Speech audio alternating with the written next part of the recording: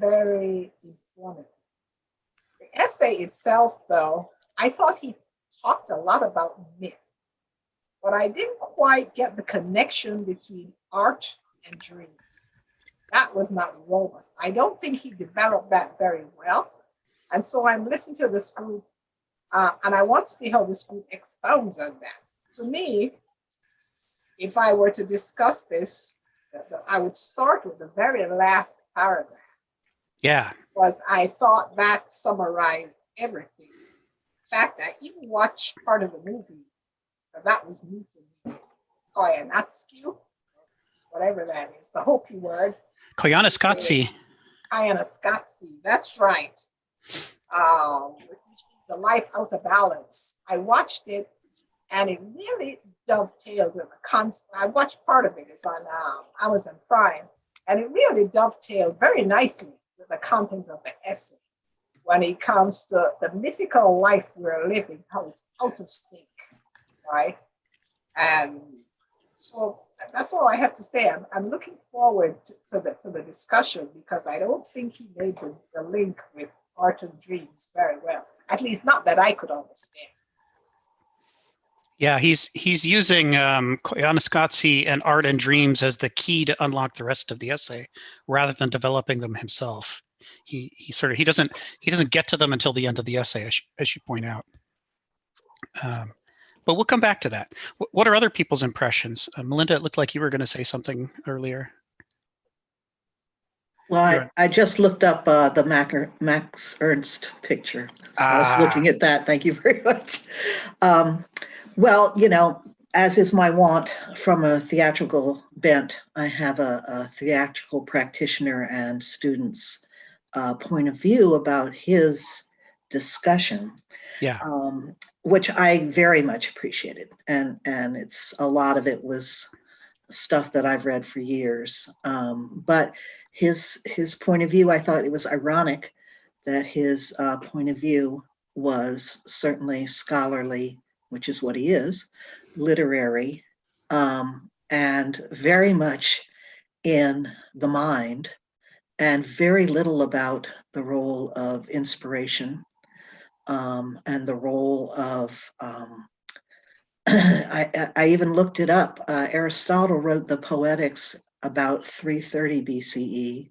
Mm-hmm. However, Sophocles was writing from about 430 to 420 or 10 or something. Much earlier. Yes, so the classical theater period, and theater and art, Praxiteles and all that, was 75 to 100 years before Aristotle codified a very rigid, all in the head dichotomy. Yes. So as a playwright and as a theater producer and director, and I've directed Greek plays in a modern setting, I have lots to say about the role of perhaps sharing dreams. I would call it imagination in all of its forms, but certainly dreams and archetypes, and the mythologies as an expression of religious belief. Mm-hmm. But mostly I have commentary eventually about the role of the non-rational in the sense of creating humanness. Yes. So, but I liked it. I ordered the book last week, but it hasn't come yet. So, but I've been reading it online. Which one? The Myth and Logos, the myth, dreams, art, the Kenneth Smith thing. Oh yeah. So. Yeah, what's funny, you should bring up the irrational and dreams in this regard, because one of the things that Kenneth does in his approach to talking about the Greeks, and of course the Greeks are everywhere in Kenneth Smith's work, just like the Hegelians are everywhere, and Nietzsche in particular. One of the things that he does that's different from most people's take on the Greeks is he doesn't present them as a monolithic perspective. If you just read a sentence here or there, you might think that's what he's doing, But the actual framework of the philosophy he's developing here is the idea that what makes the Greeks so interesting is not just who they intrinsically were or what they said, but that they began writing things down before they became a logos culture. The earliest things they wrote down were when they were still a mythos culture. And the process in which they transformed themselves happens right before our eyes. And Kenneth says this almost never happens in history. People almost always get writing after they already have moved far enough towards a logos culture to crave it, that that's what they want to be and do. And so by the time they start documenting their beliefs aren't the beliefs they had just a few centuries before. They're radically different. And what's fascinating about the Greeks is that you can study the pre-Socratics, the more archaic Greek philosophers, and they're saying something at a completely different level than you're going to see later with Plato and then Aristotle and others kind of building off of that work. And so, when we talk about the framework for this entire collection of essays, Mythos and Logos, is partly reflecting the idea that we are capturing a slow motion transformation from mythos to logos before our eyes that we see almost nowhere else. And it offers us the opportunity to then take a look at ourselves and compare ourselves as a culture to where the Greeks were at different points in that transformation, and ask the question, what are we then? If they were these different things right before our eyes, how do we compare to those things? Where do we fit within that schema? What are we? And what's fascinating about that is that it gives us the opportunity then to use the things that the Greeks were at one time or another, but weren't later on, to compare it to us, to see just how we're not universal or objective or, the truth itself, or all the other things we claim about ourselves. We're not the pinnacle of history. We're not the most advanced. We're not any of those things. What we are is one particular mode of culture, of the many modes of culture that the Greeks went through, and that presumably all over the world cultures have gone through, but they just haven't left behind the trail of breadcrumbs to show us how they did it. Correct. Yeah. And I thought Ayala, Mhm. a comment at the very beginning about surrealism and Max Ernst, and the other surrealists were another moment in cultural expansion where artists were exploring different kinds of emotional realities and how to get there. That picture had the observers looking in the window, that voyeuristic kind of view of violence and view of the interior life. So I thought that you bringing that painting up, was absolutely apropos to this discussion of what you were just saying, Rick, about watching a culture change from so far in the pendulum of rationality and so far away from the pendulum of inspiration and for lack of a better word right now, magic. Mhm. So I thought that was a really extraordinarily wonderful introduction, that painting. Well, actually, they're not voyeurs as much as a critical, well, you can say voyeurs, but they're the critical voice of, you can say, more so logos than emotion or desire. Right. They are André Breton, Paul, the poet, the Dada poet, and Max Ernst. And they are looking from the outside now. So they're outside of the mythos, outside of the tradition, and observing it. And that was also some of my critique of what I read with actually what David, you provided there online, that part. It's about kind of making very, very radical distinctions between mythos and logos. Now, in life, there are not too many distinctions. We have to make those distinctions in order to understand what we are doing, but they play together. And it's important to remember, though, how they play and what are the distinctions. And the mythos is in the zone of the aesthetics, whereas logos is a tool. I see it as that gave us a lot of evolutionary benefit, to be able to process information methodically.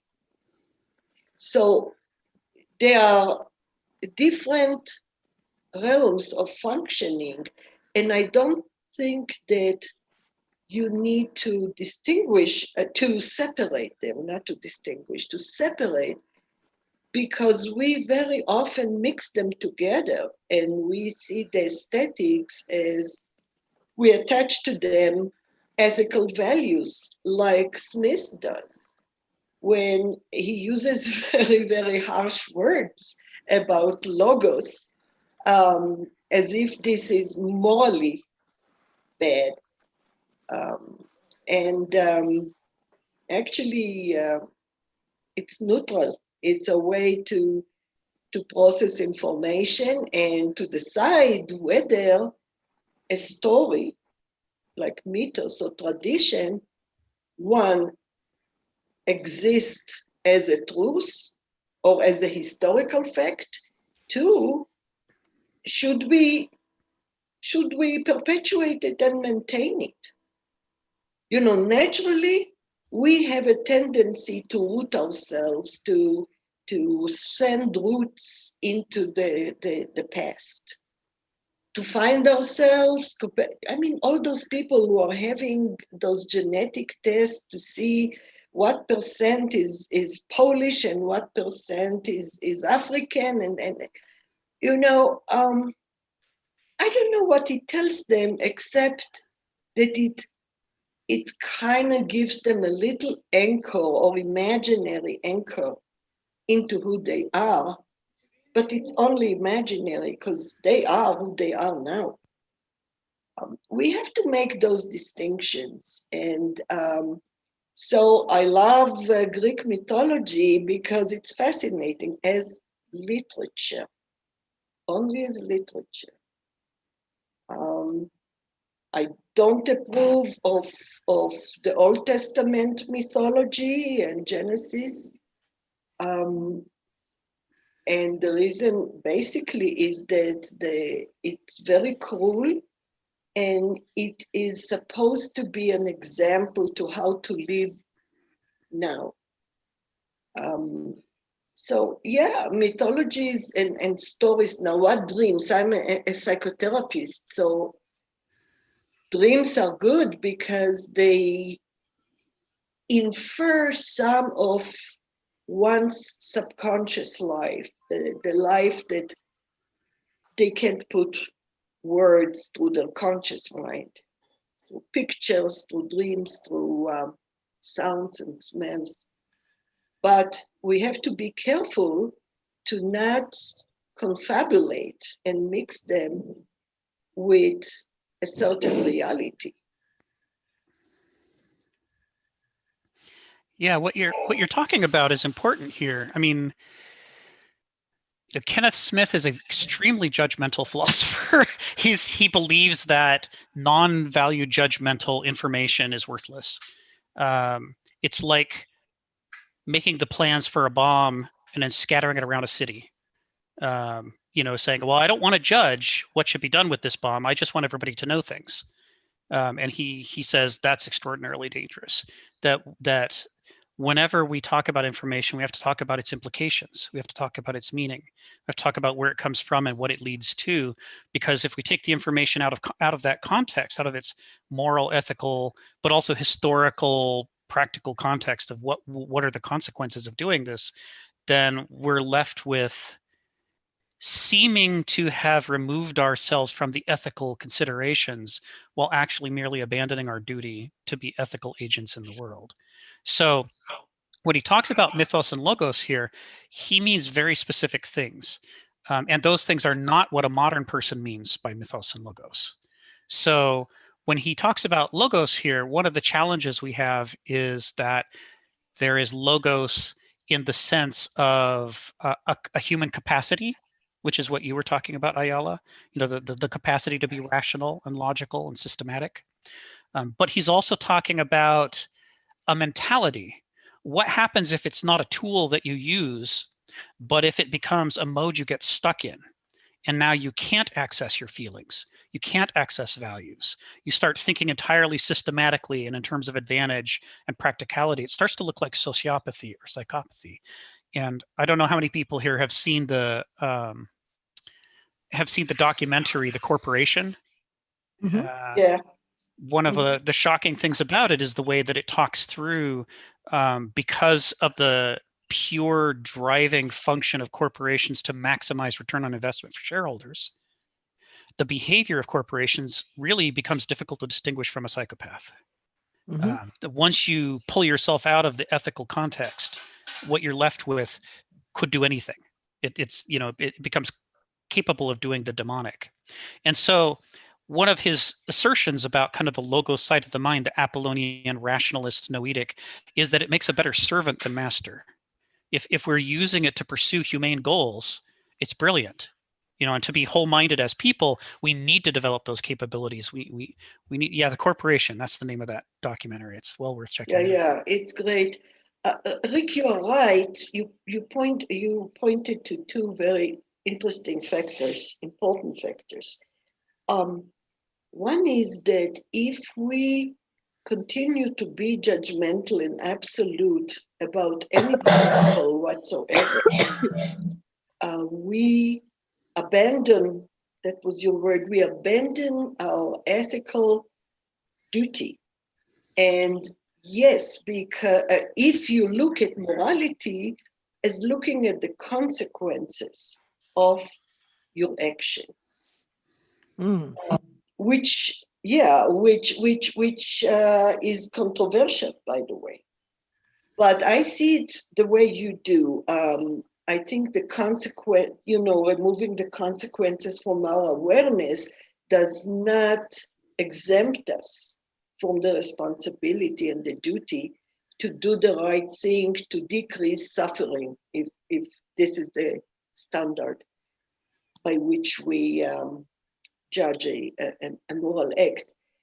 And then it becomes this attachment to a principle that makes one feel good about themselves, make them righteous. And there is such a narcissistic part in it that sometimes escapes us, that our attachment to the principle rather than to the moral duty in this context, the here and now. Yeah, that's true. As far as the corporation that you brought, there is a mythos in American capitalism too. And some say, Max Weber said it started with Calvinism, the proof to one's merit is their success, kind of. We have a lot of myths that are underlying our capitalism, and that is the profit and the success. The success is really something that proves or indicates one's value, the individualism, pull yourself by the bootstraps. So there is quite a bit of mythology, even a culture in this kind of behavior that you call sociopathic, and I agree. Thank you, Ayala. Richard, I see you got your hand up. Yeah, kind of like on that thread. Yeah, I'm still like looking forward to the discussion and possible for like further processing to understand like kind of the dream aspect, which is touched on in the title of this essay. So I'm still kind of figuring that part out. But I guess parts that really stuck out to me were kind of Kenneth Smith's, diagnosing and describing kind of the sickness in our culture. Like with capitalism, like, and I think something you just said like a little bit earlier, there's a quote near the second last page or last page, everything kind of becomes we do not choose everything as a means to something else, for at that rate we should go on ad infinitum, and our desire would be left empty and vain. And that's sort of kind of makes me think of our capitalist system. So sort of we kind of take this one little point where, say post-World War II, where capitalism happened to be the system we were in, and people in the US were doing well,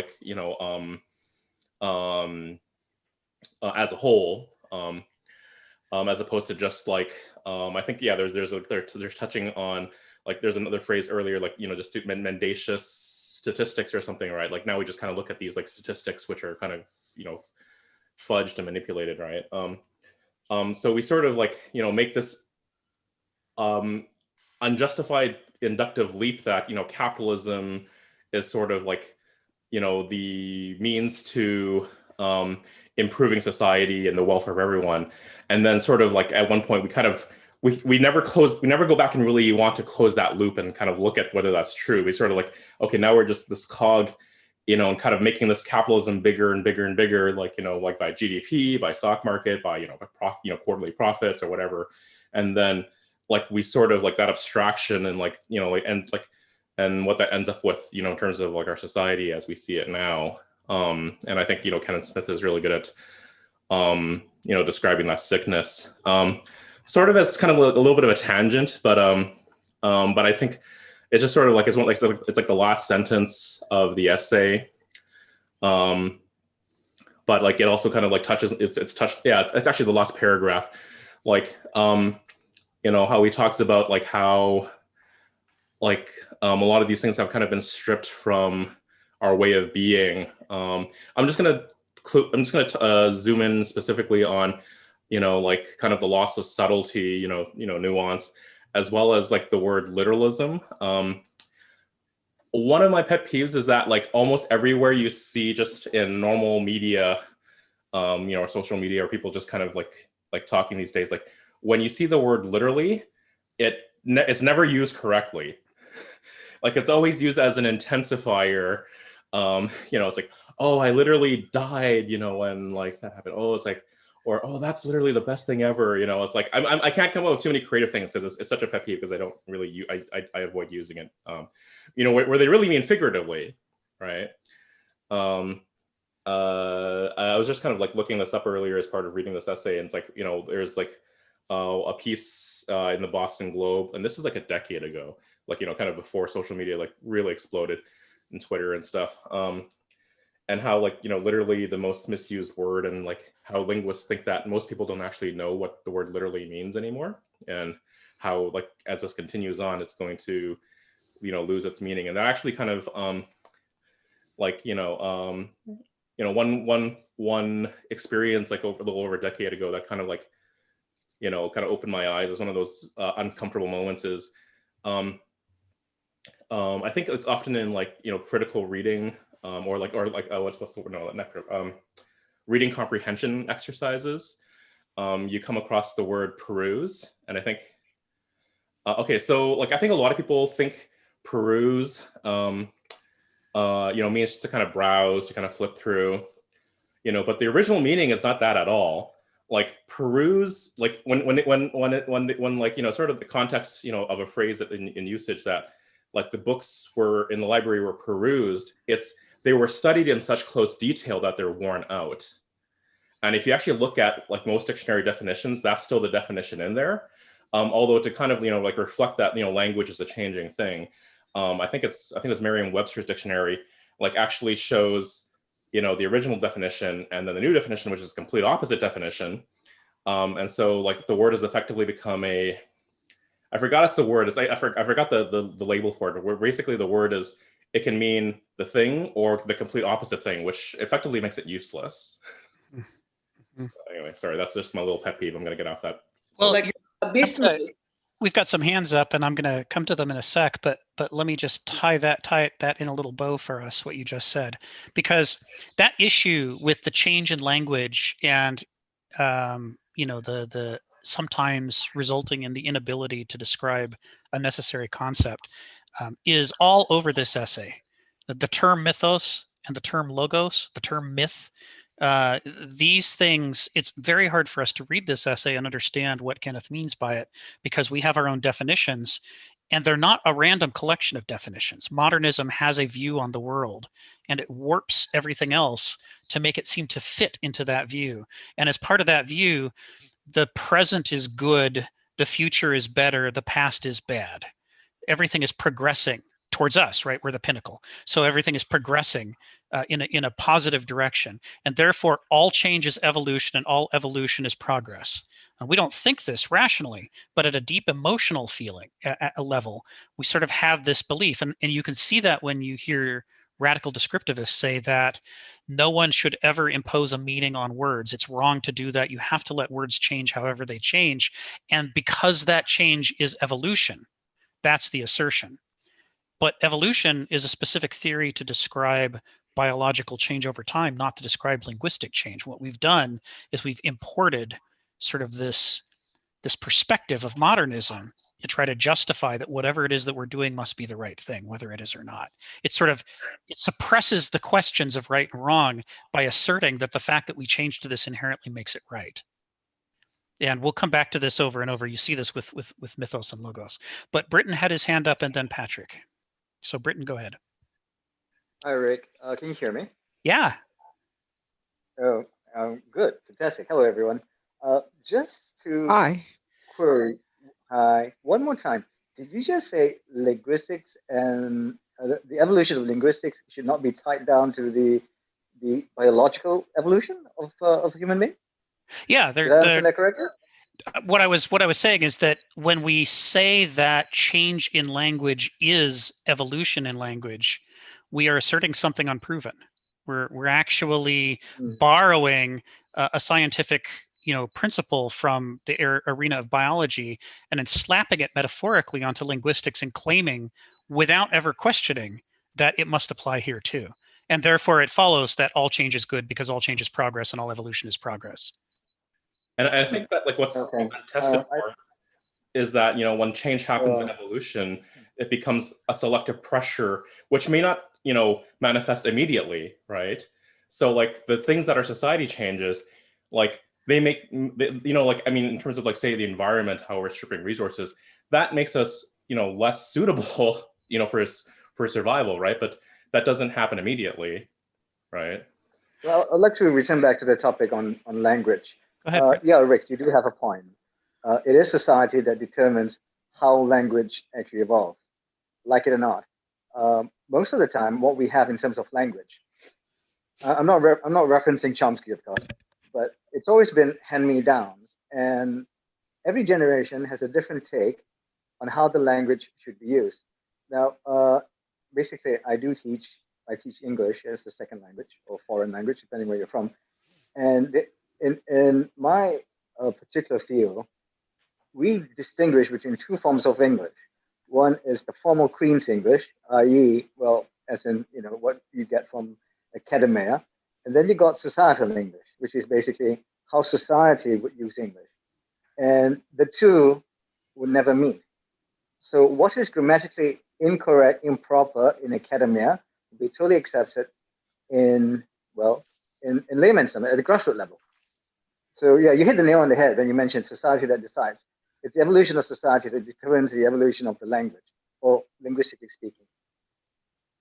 Yes. But I would really like exactly what Ayala, forgive me if I mispronounced the name, said earlier. We are morally obliged to tell the truth. Now, according to Kant, the philosopher, we are. Right? We have no choice but to tell the truth. But therefore, because of that, of Kant's writing, we find ourselves in a quagmire. So bring yourself back to Nazi Germany, right? And you're harboring, let's say, refugees, right? Those running away from the Nazis. And the Gestapo comes to you and says, are you harboring anyone? Now, right. Where's the moral obligation there? Do you have the moral obligation example. to... Exactly. So that's all I've got to say. And Please do forgive me for taking too much of your time. By the way, I didn't say that we are morally obliged to tell the truth. Not me.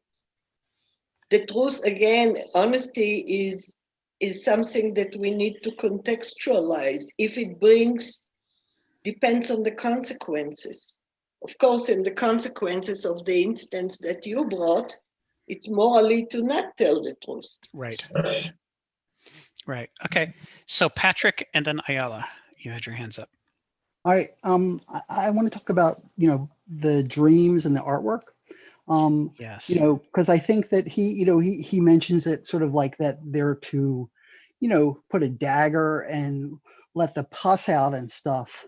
And I think that is, what the morality truly is. That the morality that we have, the ethics that we have, is to bring whatever action we do, whatever we are engaged in, that it is a creative act in terms of, and creative means, engaging with what we really don't know, especially, if an intensity kind of like brings up something, that's an engagement, and we have to have the courage to do that. But the ethics, the morality is that the creation should be in creating something, in the experience that leads to furthering the thing, that it does not end. And that's the problem with the logos and stuff. It ends. It has an answer. The answer is the death of the question. It gives an answer. This is the truth, and that's a mistake, So it's more like a Deleuze thing, that it should be an open thing where what you're trying to do is being in an experience that leads to further things. And that's what life is. Thank you, Patrick. Ayala? Yeah, actually, I see it exactly the opposite, or not exactly. But logos is a method. It's a method of thinking that gives us any systematic increments of knowledge by inferring due to certain laws of thinking. It's a real gift that humans we received and not always use it. The values sit through our under the radar, through our subconscious, from the history, from tradition and mythos. That's the way I see it. And well, it's not just based on a feeling of mine, but there was a very famous study in Israel many years ago. A psychologist gave a series of questions to elementary school kids. And in it, he described an old emperor in Southeast Asia. I don't think even that he mentioned the name China, and the names and the context are very ancient and removed from what Israeli kids know and experience. And he asked them about the emperor and his god doing this and doing that, and then asked them moral questions about the moral value of it. Was he right? Was he wrong? And those kids were able to give the correct moral answers to questions like an assassination and genocide and so forth. Then he took the same story but changed it to Jehovah, the Hebrew God, and the Hebrews took the tradition. Very very similar circumstances, except different context and names, ask the same questions. The kids justified morally everything that was done by the Jewish God, the Jewish Cohens and priests and so forth. So this was my point. But what I really wanted to also address, Rick, is what you said. I think you're right about logos is that feeling. It's only a feeling that we have today, that we are smarter than previous generations. And what we forget is that we are working on incrementally on their achievements, so we don't have to reinvent the wheel every time. And technologically, really, we have been jumping in accomplishment, achievements. However, in the area of mythos, values, stories, we are drawn, many of us, at least conservative, those people who call themselves conservatives and traditional, and I think most of us, to look for stories from the past that will relate to our self, capital S, or collective self, to give us depth. And it scares me a little bit. I mean, it serves an emotional connection, something that we all need. And sometimes we don't have the emotional connection here in the present. So that helps. If you can find something in the past that will connect you to humanity, to the planet. But what scares me is what I see now, all those QAnon conspiracy theories. They take from the mythos of the elders of Zion, which was a Middle Ages mythos. And there is no questioning of it. It is so it is so based on desire and passion that, to quote Deleuze, that logos is at loss at trying to argue. So let me unpack a little bit. So logos, the way that Ken Smith wants to talk about it here is 5 different things. It's 5 different things. I've talked about 2 of them so far. I talked about it as a toolkit we might use to try to, a faculty of the mind to try to understand the world.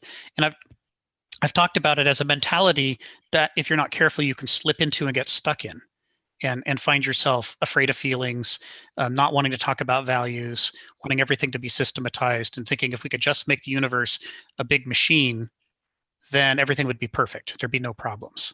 It's easy to drop into because it's one of our faculties. We talked about that last week, how we're born, we've evolved with 2 faculties of the mind at least that are dramatically different from each other. These sort of Dionysian, dramatic, emotive, immersive, immediate, concrete mode that babies are born right into. The live wire of being an infant where everything is new and exciting and you totally feel it. But then we also have the massively abstracted, systematized, logical, rigorous kind of capacity as well that we have to grow into by freeing ourselves from that immediacy. We have to create a distance from being a live wire, because if we're a live wire, then every time our feelings change, so do our conclusions. Now the world is awful because I'm depressed, but now that I'm happy and excited, the world is great. It's like, well, you can't build a society when your switches are flipping every few minutes and everybody else's switches are also flipping every few minutes, and now you can't agree on anything because it's like, it sucks, it's great, it sucks, it's great. It's like it's too live, it's too hot a mode of existence. And so it's good that we've evolved this extra capacity to cool off and create some distance and look for patterns and start to build systems of patterns. As a servant, it's great, but what happens when it becomes the master? So The third level is not only is there a mentality that one can slip into where logos capabilities are no longer a servant but have become the master of the self, there's a cultural mode that a culture can slip into when the entire culture is organized in a logos form, in which how you feel about things and whether they're right or wrong doesn't matter anymore. All that matters is what are the rules, and you have to follow the rules. And if people want to succeed in the world, they learn what the rules are, and they climb the social ladder using the rules. You see this in corporations, you see this in politics, you see this in the legal system. You know, we see it everywhere because we're a ultra logos culture that's gone way to one side of the arc in terms of, you know, everything is a system. That's the third level of what he means, and it's the level that he's talking about the most here in this series of essays. Is he's talking about the cultural level implications when your entire civilization has grounded itself upon logos principles versus mythos principles. But there's two more, and the other two also have to be brought into play here to see the whole picture. One of the things that he argues, you know, part of the Kenneth Smith philosophy is based on a concept of human characterology, that we're not all precious snowflakes who are all different from each other, and we're also not all the same. That because of our innate characteristics as a species, there is a certain pattern of variability that people tend to slip into. And within those patterns, there's an enormous variation, right? The usual bell curve of you know, extremes and you know, what's towards the middle. But nevertheless, there are bell curves. And so there is an innate tendency to crave systematic explanations of the world and understandings of the self that some people are born with. And we don't know whether it's hormonal or whether it's genetic or where or why it comes from. But we can see it, and we've been able to see it for thousands of years in human beings. You can read accounts of the Greeks and just spot these people who they just want to be that way, and they've always wanted to be that way ever since they were little kids. You know, just like the way you can look at multiple children that you might have, and their personalities are so different, even at a very young age, and they sort of unfold in a direction that seems to come out of themselves and become more what they already were. In the same way, one of the things that Kenneth gets at more in other essays, but it's reflected. It's a subtext in this one, is that some people just are not comfortable outside of a logos type life. They want rules. They like rules. They want to know what the answers are. They want the system. They want it all structured for them. So the fifth layer, which is where this gets really difficult, is that capital L logos is what Greeks like Heraclitus meant by the rules of the cosmos itself. Right? Heraclitus postulates a logical, rule-driven cosmos in which the rules are not like human rules. They behave very differently. They're structured very differently. They unfold into order that creates, you know, matter and energy and how things interact very differently, but that nevertheless, there's a logic to it all. And the challenge for us is that these other four forms of logos are all at the human level, not the cosmic level. So logos personalities and logos cultures they call themselves that because they claim that they represent the actual logos of the cosmos. They claim to be objective. They claim to see things as they actually are. That's why they call themselves logos cultures. And we're going back to the Greeks here, right? Who else has called themselves a logos culture? It was the Greeks, right? But you can see the play out throughout history of people who've emulated that mode of life, who've created their civilizations on that model and recreated logos cultures without calling that themselves. But that's what they're doing. And this sort of history of the development of logos cultures carries on through the Middle Ages. It carries on into the modern era. We're a logos culture according to the Greek conceptions of logos cultures and mythos cultures. It's this overriding thing. And what they all have in common is that they all claim to be telling you the truth about the world the way that it actually is, whether or not they actually are. There's a putting on of the crown of objectivity and saying, I'm not a mere human being. I'm not limited by subjective experience. I'm not awash with feelings and dreams and prejudices. No, I'm telling you how it actually is. And if you don't believe me, you're defying reality. This is inherent to what it means to be a logos culture. And this is where you can see that science at its best isn't entirely a logos operation. Because science at its best it tethers itself to reality. It says, if you want to make claims, you have to test them. You have to take them back out of the realm of reason and put them in the world and let the world have a go at them to see if they're actually worthy of being thought. Yes. When science does that, it's not doing a purely logos thing. The purely logos thing is to just sit in your room and reason about things, right? And then to write little dialogues in which you make up both sides of the argument like Plato did. Well, how can I win this argument? I know, I'll have this guy say this really stupid thing and then I'll show how he's dumb and I win, the end. Right? That kind of dialogue rational structure where you disengage from the reality of who the person is and what they said, or where you disengage from the reality of nature and its tendency to, sabotage our beautiful theories. It's the ultra rationalist form of logos thinking, logos culture, the logos expression in us. So Ayala, that part of the reason I'm laying that out is because I don't want you to get the wrong idea about what Kenneth's saying here. He's not saying that we shouldn't investigate the world systematically. He's not saying that we shouldn't test our theories. On the contrary, he'd like to see more of putting things to the test and less of claiming that we've already got all the answers and that all you have to do is follow our recipes and it'll lead you to the truth and to success and to a good world. Because when you look around the world, what do we see today? We see a mix of incredible success at technology, but incredible failures at an ecological level and at the level of sort of social justice and how we treat other human beings. When you look at the history of Africa and Australia and the Americas, you see just this horrific scale of brutality over centuries that is incommensurate with the things that we claim that we're doing.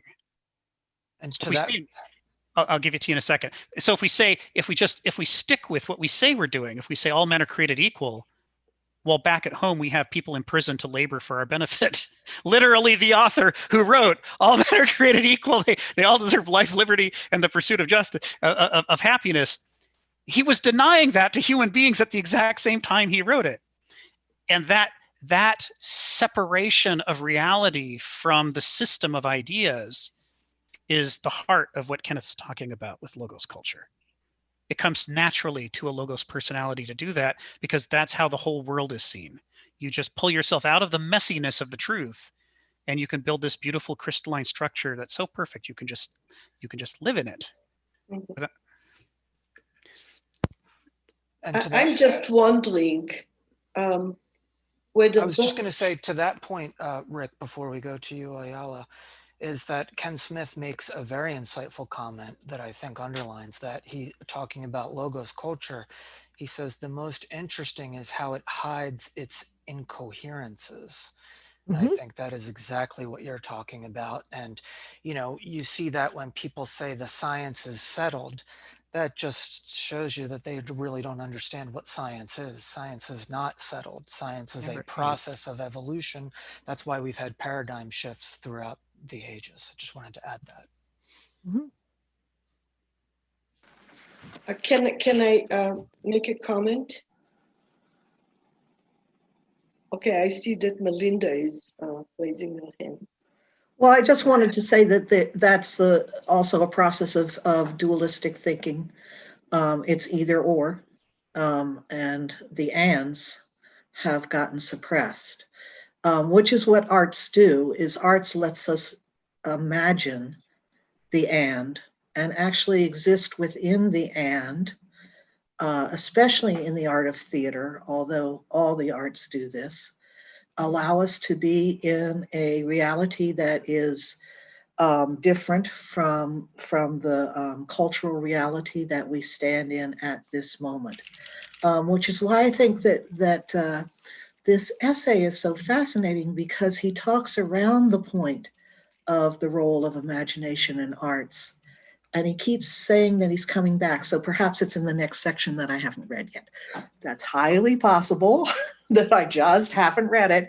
But I think, and I mentioned Thich Nhat Hanh in the comments here, the sense of, Thich Nhat Hanh has that very famous poem about being the pirate, that we have to not only be the person from whom things are taken, but the person who does the taking. And as we experience that, and that art gives us a quote safe way to experience that, you can go to the theater and allow yourself to be Oedipus or to be Jocasta, or to be Antigone. And the point there that I think all of this circles around is kind of a negation of the validity of imaginative experience, which is both it is experience to go to a piece of art or to create a piece of art or to think about a piece of art or to sing a song. It's a creative experience, and it's an experience that's based on these 5 things, Rick, that you outlined that are in the essay. You know, it is this sense of cosmos, of a declaration of how the cosmos is as a singularity, as opposed to the cosmos as a multiplicity. And so the scientific point, Dave, that you were making is that that's what's so thrilling about this whole immersion into the idea of quantum and time and black holes and dark matter and time folding in upon itself and a multitude of worlds, which is the realm of sci-fi. And I think just to conclude this thought about that, and Sharon, I'm looking at you smiling because I'm thinking about dreams, are certainly one of the doorways into that experiential being of realities. And, you know, and where's reality end and insanity begin? Well, that's a different discussion. But in the world of art, insanity is art and art is insanity, in the sense that we are being not sane about, which is what to me is so fascinating about classical and Hellenistic Greek cultures, is that there isn't that kind of medieval Western culture moralistic bent. The gods do shitty things to each other. They do shitty things to people. They love it, you know, and there isn't this sense of shame or of wrongness, right or wrongness. And so my final point about this dream state and this artistic imaginative state that I think Smith talks about getting to and backs away from, and talks about this is so important, and then he doesn't go there, and talks about it, and then he doesn't go there. And I was fascinated with why this author didn't go there in We're going to this come section. to that. We're going to come to that today. Great. Thank you. First, Richard, you had your hand up. Yeah, like just kind of briefly on, I guess, like, you know, we talking about the 5 different levels and kind of like natural law. I guess that's probably like compatible with like what Aquinas, you know, like his philosophy, like Aquinas is mentioned in the essay earlier, just, or I guess like the what I wanted to mention is you also talked about like earlier, like just kind of following the rules and be clever and just kind of like have this logos dominant mindset. Yeah, so I went back and reread the story of Oedipus after last week's essay, but kind of, you know, was reading through a different, you know, lens and kind of reading between the lines, and, you know, and yeah, it was very, very interesting. Yeah. And I guess like my final point is I'm just curious, or I'm not sure if it's just sort of a coincidence or whether there was intentional, but like in this essay, Kenneth Smith kind of alludes to a couple of the key ideas of Foucault, although he never mentions Foucault by name, like with the episteme, and then Foucault was also kind of really interested in the idea of the finitude of man's thinking too. But yeah, those are my 3 inputs. Thanks. Thanks, Richard. Britton and then Ayala. Go ahead, Britton. You're on mute right now. Hi, Rick. Can you hear me? Yeah, go ahead. Okay, fantastic. Just to go back to the point on objective truth. Well, the way I see it, and I could be totally wrong, when we speak of objective truth, it actually brings up the question, whose truth is this? what's the rationality behind arriving to the so-called objective truth? And the reason I'm saying that is there is a difference between plain logic, the way we would think, and again, this is mathematical logic, and how the mathematicians would think. And never the twain can meet. Yeah, And that's about it. it's a challenge, right? Because this goes all the way back to the deepest roots of science and natural philosophy and in the history of people struggling with these things. You see it even in Heraclitus, who's an archaic philosopher pre-Socratic, where he says the thing that's wrong with human understanding is that we keep claiming that our private reality that's in our heads is the truth, when we ought to cling to the shared actuality that we all live in, that's where the truth is. And that when we get confused about that, when we mistake what's in our heads for what's outside of our heads, that's where we go wrong over and over. In saying that, he's really basically laying the groundwork for all of natural philosophy, saying, therefore, we ought to put these things in our head to the test of those things outside of our head. We ought to be checking and double checking and being skeptical about whatever it is that's our private understanding of the world. So, we talked a couple of weeks ago about how terms like objective and subjective are challenging, because on the one hand, objective might mean, are we saying that there's an objective world that really exists? But on the other, we might be saying, are we claiming that the private model of the world in our head is accurate and objective? Are we claiming that we're objective? And language is a funny thing. In human beings and the ego and the unconscious are funny things. And we just slide back and forth between those two definitions without even noticing that we're doing it. And so just 1 second, we're championing reality and science and objectivity and how there's a real world and we ought to care about it. And then the very next moment, we've just called ourselves God and claimed that we have it and that we're the source of objective truth and people should listen to us. And we don't even notice when we did that. We just did the most subjective thing possible while calling it and believing it to be the most objective thing possible. So these terms are really slippery. They're hard for human beings to work with without misusing them. Ayala and then Sharon. Yeah, I wonder if this differentiation between the two cultures and between the world in the subjective and the objective has to do with our tendency to mix together what the world is, which is kind of to face sometimes adversity, versus the world the way it should be. And that's the godlike thinking, because we have no control on the way it should be according to our values or systems. And that can happen both in the Logos culture and also mythos, attachment to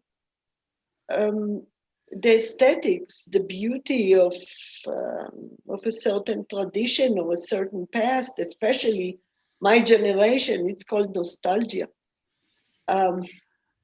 So I wonder if the factor that really is common to both cultures is the level of certainty and shouldism that we sometimes fall into. It's a trap. Yeah. But it's a wishful kind of thinking, and it can happen both in the Logos culture and also, I don't know if you call it the aesthetics, the myth culture. I think it's a human limitation that we have to. The only way to deal with it is with accentuated awareness all the time. So with art, when I'm also making art, so for me it is very sane. It's out of the normal, but it's very sane, Melinda. Sane as in healthy. That very often we walk around the gallery and people say, this is beautiful, this is ugly, this is good art, this is bad art. And actually, it's a matter of taste. There are no criteria, objective criteria. And so the same thing with literature, the same thing with any part of the aesthetics, but even in the what we call moral, people, let's say there is a famous example of the guy that come out in the morning to go to work, backs up in the garage and kills his dog. His dog was, and the family decides to eat the dog. Why waste the meat? So ethically, there is nothing wrong in that. But Oh my goodness. most people will say it's in very bad taste, literally. Yes. But most people see it as a moral no. In China, eating, I think, I don't know if it's true or not, there is a stereotype that the Chinese people eat cats. And people look at it with such moral, blaming, whereas we eat other animals. So what, Thank you, Ayala. Sharon, you had your hand up earlier. Well, I am kind of intent on forging the link between art and dreams. And I Me want to too. follow up on something that Melinda said by reading something that Kenneth Smith wrote in the essay. He says, art must ply its genius against this most prodigious opponent in all of history, human self-obliviousness, man's defying powers of denial and delusion.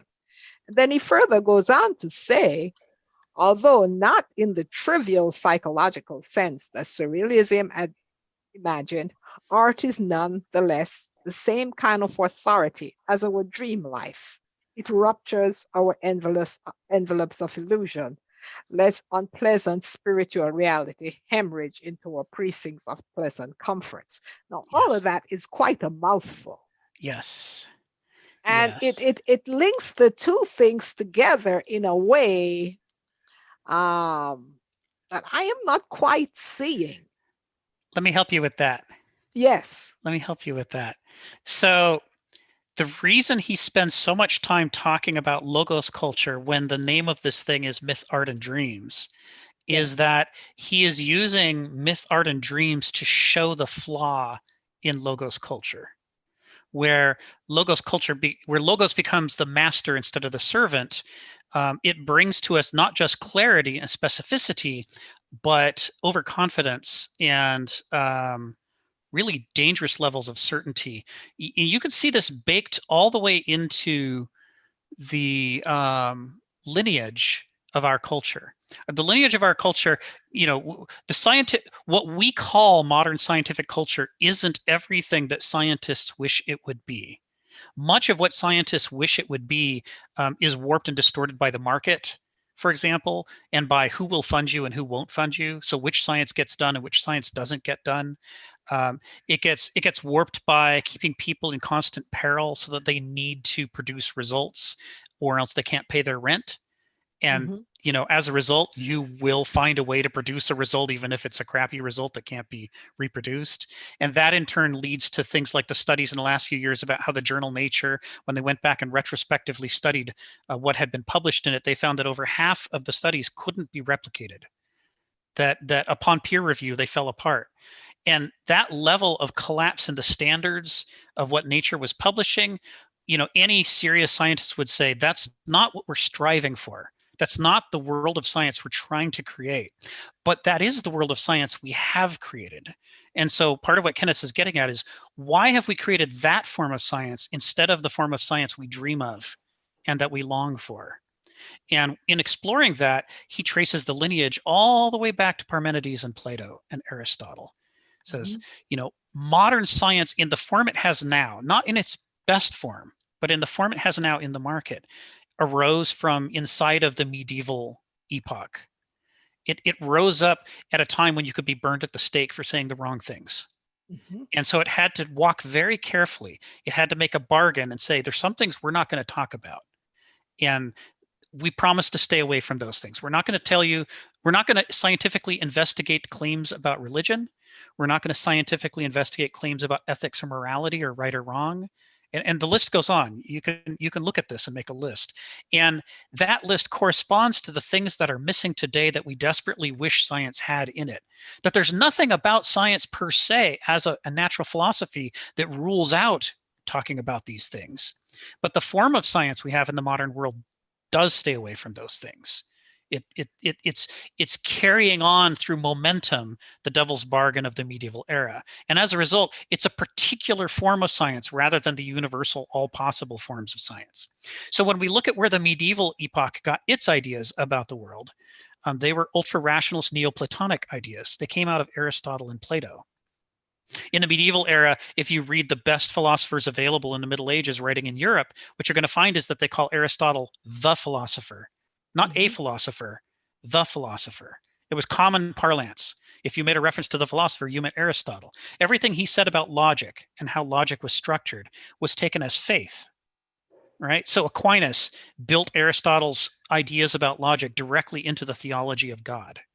In the same way that Augustine built Plato's ideas about ideal forms, unchanging forms, and how reality isn't real, all these deep contradictions, these irreal idealist concepts of the cosmos, Augustine baked them right into the theology of medieval Christianity. And in turn, those ultra-rationalist ideas were baked right into the formation of the form of science we have today, rather than the form of science that we wish we had today, which keeps not somehow being allowed by the market or by politics or by practicality to fully emerge. It's like we have half the thing that we wanted to create, but it keeps being untethered from reality more than it would if it weren't being pushed on and warped.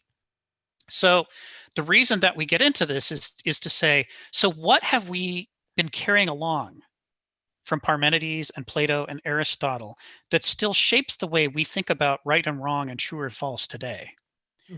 And one of the most important parts of this, which once you see it, you'll see it in all these essays, is the law of the excluded middle. The premise of deductive logic is that things can be true or things can be false, but they can't be in between. A tree is a tree and it's not a cat. If you say a tree is cat, that's false. If you say a tree is a tree, that's true. You see what I mean? There's this absolutist, we call it rigorous, but what it actually is an ideological refusal to acknowledge a middle ground between true and false. And so when we deal with our logic, we're constantly making absolutized claims. When we build our systems of laws and our rules for the form of science that we have instead of the form of science we wish we had, when we lay out our societies, we build them on these premises that we can mathematically lay them out as absolute truths that are absolutely deduced from a priori absolute postulates that are absolutely true, and that anything that violates them is absolutely false. Now, the reason this gets us into trouble is that's deeply antagonistic to the science that we are trying to give birth to. The science we are trying to give birth to recognizes that our claims have to be tentative, that absolute truth has no place in scientific investigation of the world. The scientific investigation of the world is, in fact, based on the idea that our ideas are deeply flawed and have to be constantly tested to find those flaws and replace them with a next generation of better ideas. That notion that the ideas we have are somewhere between true and false and require exploration and creativity and improvement is absolutely antithetical to the structure of Aristotelian logic and human civilization, the way that we have constructed it in an ultra-Apollonian way. And this paradox, this contradiction at the heart of how we go about knowing about the world and talking about right and wrong, we can't see because we absorbed both of these things and put them in our little capsules in our head, and they're compartmentalized. And we don't realize there is this schism in which whenever we slip into the deductive logical mode, we are actually excluding almost everything true or real or important, because that's all in that middle ground that's thrown out by the law of the excluded middle. So what is he talking about with mythos? Why does he talk about art and dreams here? Is he saying Logic can't get us to that stuff because logic says either it's absolutely true or it's absolutely false, but it can't be in between. But most of our understanding of the world and the things that matter are in between. And therefore, we need myth, we need art, we need dreams, we need non-logical methods. And by non-logical, I don't mean irrational, I don't mean stupid, I don't mean not realistic. I mean ways of exploring that don't insist on the law of the excluded middle, so that we can get into that messiness between truth and falsehood, where our actual human lives exist and where nature exists, where we're always stumbling towards the truth instead of having it as some kind of absolute birthright. So once that's sort of laid out, once you can see that's what his core critique of logos culture in here, and the role of what mythos culture is, then you can start to see that by mythos, he doesn't mean any old story people happen to believe. That's not mythos. That's just any old story people happen to believe. So the quote unquote myths of capitalism, or the myths of democracy, or the myths of the modern order, this is using the modernist interpretation of the word myth, in which it's a falsehood. It's just a story, right? But what he's getting at is an older archaic Greek definition of myth, in which myths are the things that make sense out of the excluded middle and the true and false, that puts the whole picture together, that lets us explore the entirety of human experience, not just the things we're certain about, or that we believe we're certain about. And so a mythos culture is a culture that is attempting to capture these deep, powerful truths that we don't quite have a good grasp on, but that are nevertheless more important than the trivial things that we can say with certainty, and trying to put them in a memorable form so that the next generation can learn them. So if something looks like a myth, but it doesn't serve that function, it's not a myth, according to this Kenneth Smith critique. A quote unquote myth from the modern perspective that encourages you to treat people badly or to be overconfident in your ideas and be foolish, people can call it a myth. It could be in a book called Mythology. It can, everybody you meet could call it a myth, and it's still not a myth. It's just a false story that somebody happened to believe. That myth actually does something we desperately need as human beings, by giving us a way to get access to that excluded middle. All that stuff that Freud was trying to tap into, right? About what is actually going on in the human mind beyond what the person acknowledges consciously. That whole area of dreams. What is it that we don't quite know that we know, but that we feel strongly, or that might erupt suddenly in us one day, that was always there, but we didn't see it, that was always important, but we didn't value it until it impinged upon our life. He compares this to nature. Heraclitus says nature loves to hide. Nature doesn't lay its truths in our lap, pre-chewed and pre-digested, ready to fit into our worldviews. It instead, it gives us, hints and suggestions that are often misleading, like optical illusions. Nature in what it shows us can lead us away from the truth. We'd have to dig deeper underneath and turn over a lot of rocks and dig in a lot of soil and conduct a lot of experiments before we go, oh, everything's made of cells. All living things are made of cells. That was not obvious. Nobody before the invention of the microscope could ever have figured out that all living things are made of cells. There was just no way to know that. It was hidden from us. The true things that are the most important things in our life can be acting on us at all times, and yet we could be completely unconscious of them. And so we're not going to get any of that kind of level of truth out of logical syllogisms based on the things we already know. We're only going to get it from drama and art and literature and story and dreams, and from people exploring this stuff that they feel but can't quite put into words, that language is never properly codified. But it's there anyway, and it matters, and we have to mess with it to try to figure it out. So this is where it comes back around to Melinda and Sharon's questions about where's the art, where's the dreams? Well, it's the volcano underneath all of this that erupts and shows us the actual forces moving beneath the crust of the earth that we weren't aware of.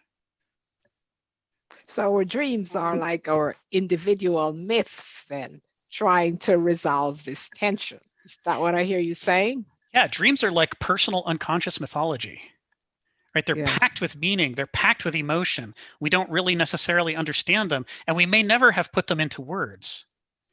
But a mythos culture, what makes it different from a logos culture, is it finds those common dreams that are Mhm. talking about the really important stuff that just doesn't fit very well into a scientific experiment or a logical syllogism, but without which we might do the wrong thing at a deeply profound level.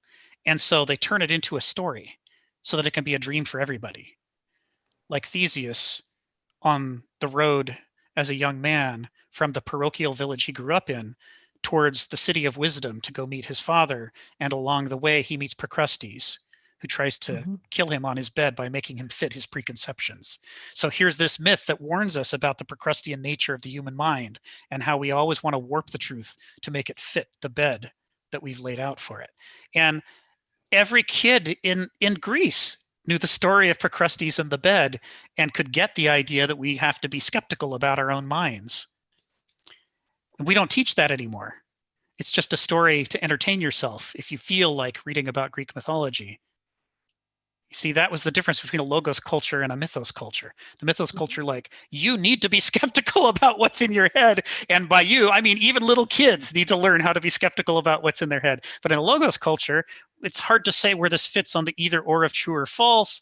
It's hard to just lay it out in a logical syllogism. It's hard to lay out an experiment to prove it. So it just gets lost, and most people don't ever actually, hear it. All right. So I see hands are up. I'm gonna run around with hands. Patrick. Patrick, let's do you first. Thank you. All right. This is a slightly different take on it. Okay. Please. I think, with the either or kind of things, I think that also fits into morality, right, wrong, and that's a problem, But here's my take on it, that it isn't the logos, the problem that he's saying. It's that what happens is that we as individuals are caught in a dynamic. And let me go at this angle first, that we say that we're in oblivion and stuff like that, but that's not really where we're at. That's just the midpoint that we hide at. The 2 points that we're really at are that we're caught in a perilous fear, a terror. And we use the logos to kind of deal with that by creating that we can get the power, we can be right, we're the ones on top of it, because we feel that we're being attacked, from our own, the pathology that's within the culture itself, that's just been there generation after generation. And it's just that we flip back and forth between a terror and a sense of like, I have the power. And the oblivion is actually just the hiding point, like the mouse hiding before he does those two things. So both those things are the passions that are trapped in this never-ending cycle. And that's what art and the dreams are doing, is they're pointing to other arenas that those passions, which are valid, which are present, can be utilized in, and that's really what's going on. Mm-hmm. Mm-hmm. Yeah, potent stuff, Patrick. Thanks. I'm going to change the order on who I call. I'm going to call on some people who haven't spoken at all yet, and then I'll come back to the folks who have. So how about Dowdy? Let's do you next. Yeah, this is more of a question. So I loved what you just said. I really enjoyed Kenneth Smith. Unfortunately, I didn't get too far in this chapter's essay, but I'm attempting to stay with you. So one of the things I wonder is if we're effectively in a logos culture, and we've kind of got it from Aristotle, because as it's transferred through the Middle Ages, et cetera, what is Kenneth Smith's take on sort of Greek culture itself? Because it seems he sort of points to that as a type of representation of a mythos culture. I don't know, and I'm wondering if we've ever really seen a non-logos culture, like as a species, and like perhaps, and I guess perhaps it's just like specific like groups of specific regions, like the Mongols, I'd say, are a logos culture, and I don't know, perhaps we would say, and here again, my history is not good, or the Egyptians, the ancient Egyptians. I don't know. I'm struggling with that fact. I would also add, I think there's one more question. My mind is wandering in circles right now. Let's see if I can get it out. Um, no, I'm gonna stick with that one. I'll probably think of the other question Okay. later. Thank Yeah. you. When it comes to you, just throw your hand up again. So let me give a quick answer before I move on to the next person. And it's not a great answer, but it's the answer I've got so far. Mostly it'll suggest more questions. But it goes like this. So logos cultures have an ability to generate a lot of power. Once you organize yourself into systems and hierarchies, you become more machine-like. You're able to concentrate the power that you have and have an impact on the world. So logos cultures often turn into colonizer cultures. And as colonizer cultures, they have a tendency to stomp out the other cultures around them. We see that going on today. You can see the sort of mass extinction of human languages that's happening today. Many of the languages being extinguished are mythos languages from mythos cultures. And it is difficult for us inside of a logos culture to really appreciate the enormous diversity of mythos cultures that have existed, because they mostly don't get documented. And if they do get documented, they get documented from a logos perspective that warps them. And so instead of describing the ethical framework that a mythos culture might have that shows how the world and proper behavior are all linked together, we'll say, look at this incorrect explanation of disease they had. Look at this incorrect explanation of the weather they had. Look how they can't seem to explain where babies come from. So they're just mistaken. They're primitive versions of ourselves. This is what logos cultures say about mythos cultures. That myths are primitive scientific theories, and that therefore those are primitive cultures and they need to be replaced, and those people should assimilate and become more like us because we're so glorious and wonderful and objective. So there are a bunch of mythos cultures out there, but it's very hard to find out what they thought in their own terms. When it comes to the Greeks, I won't belabor this, but just this was part of what you asked. When it comes to the Greeks, we saw the end of their mythos culture era, and then the transition and the full flowering of their logos culture era. The logos culture era is spectacularly well documented. Because of Augustine and the people who preceded him who were Neoplatonists, we have a lot of Plato's work captured. But of the earlier mythos culture, a tremendous amount of it was either not preserved or actively burned, because it didn't satisfy Augustine's theology, right? He had a particular take on Christianity that was different from Jesus's. He Neoplatonized what Jesus had to say. And as a result, he and the people who were around him sort of suppressed the things that seemed to suggest Jesus might mean anything else, but then they preserved everything that seemed to reinforce their interpretation of Jesus. So when we look at what we have left out of the Greeks, it's a warped perspective. We're really short on the mythos stuff and long on the logos stuff. And that's why so many modern commentators on the Greeks describe them as a rational civilization, because they're going with the volume of the body of evidence we have left to us and extrapolating and universalizing that and assuming that's what the Greeks were like the whole time. But if you look at like the fragments of Heraclitus, but also some of the other early philosophers like Thales, you can find some of the nuggets of a completely different way of thinking about the world. And if you sort of set aside your logos preconceptions and really try to immerse yourself in the mindset of those fragments that are left, you can see how alien they are to us, right? It's a natural mode of life, but it's one that's hard for us to understand because we're so rooted in the logos culture.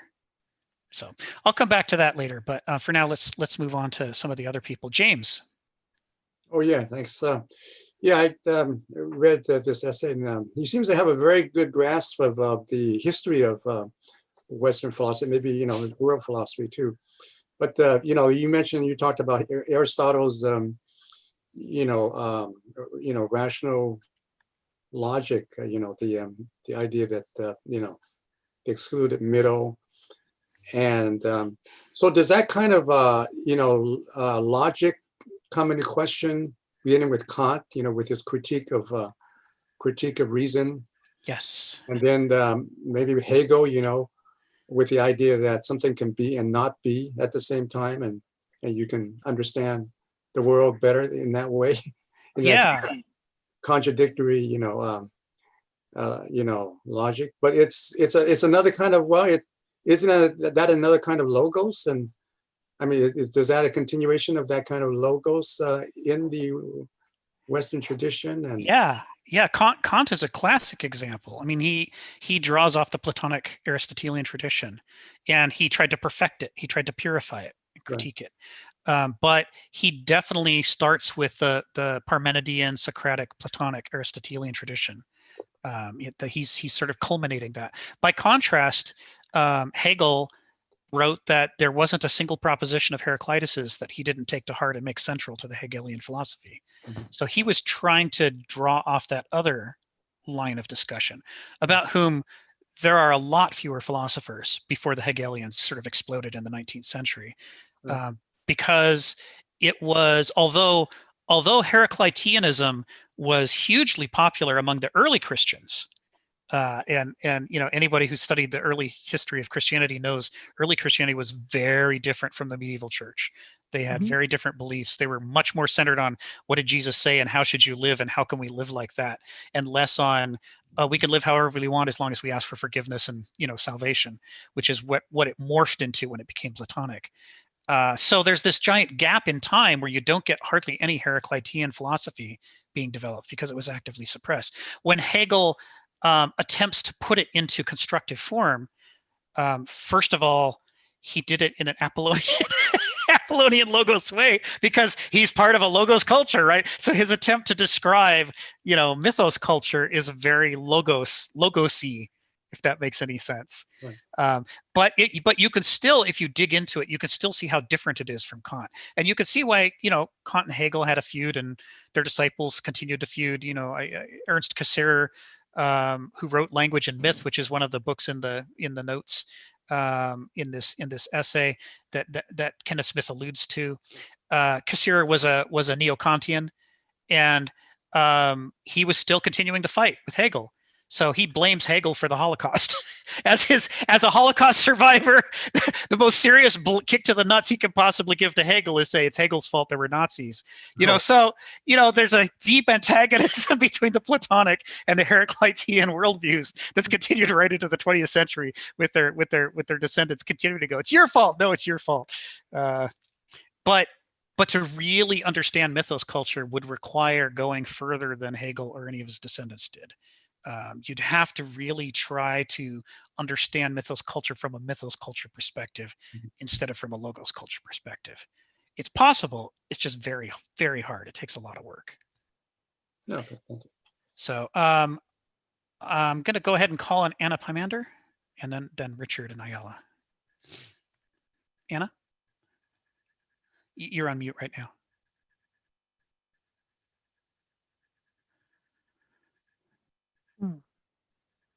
Oh, still on mute. Okay, we'll come back to you later, Anna. I won't forget. Richard, go ahead. Yeah, my there you are. Anna, my internet crashes out sometimes too. Okay, well, welcome. Hi. Thank you. Yeah, it's been a really great discussion. Really, I'm trying to keep up with all of it. It's quite a gallop. The one thing I wanted to throw in from a Jungian perspective, from Carl Jung, is that he said that you remember this whole business about the typology, the Jungian typology, like you're a thinker or you're a feeler. Yeah. And what he said about that was that you choose that bias at an early age because. Our internet's gone. Your audio dropped out, Anna.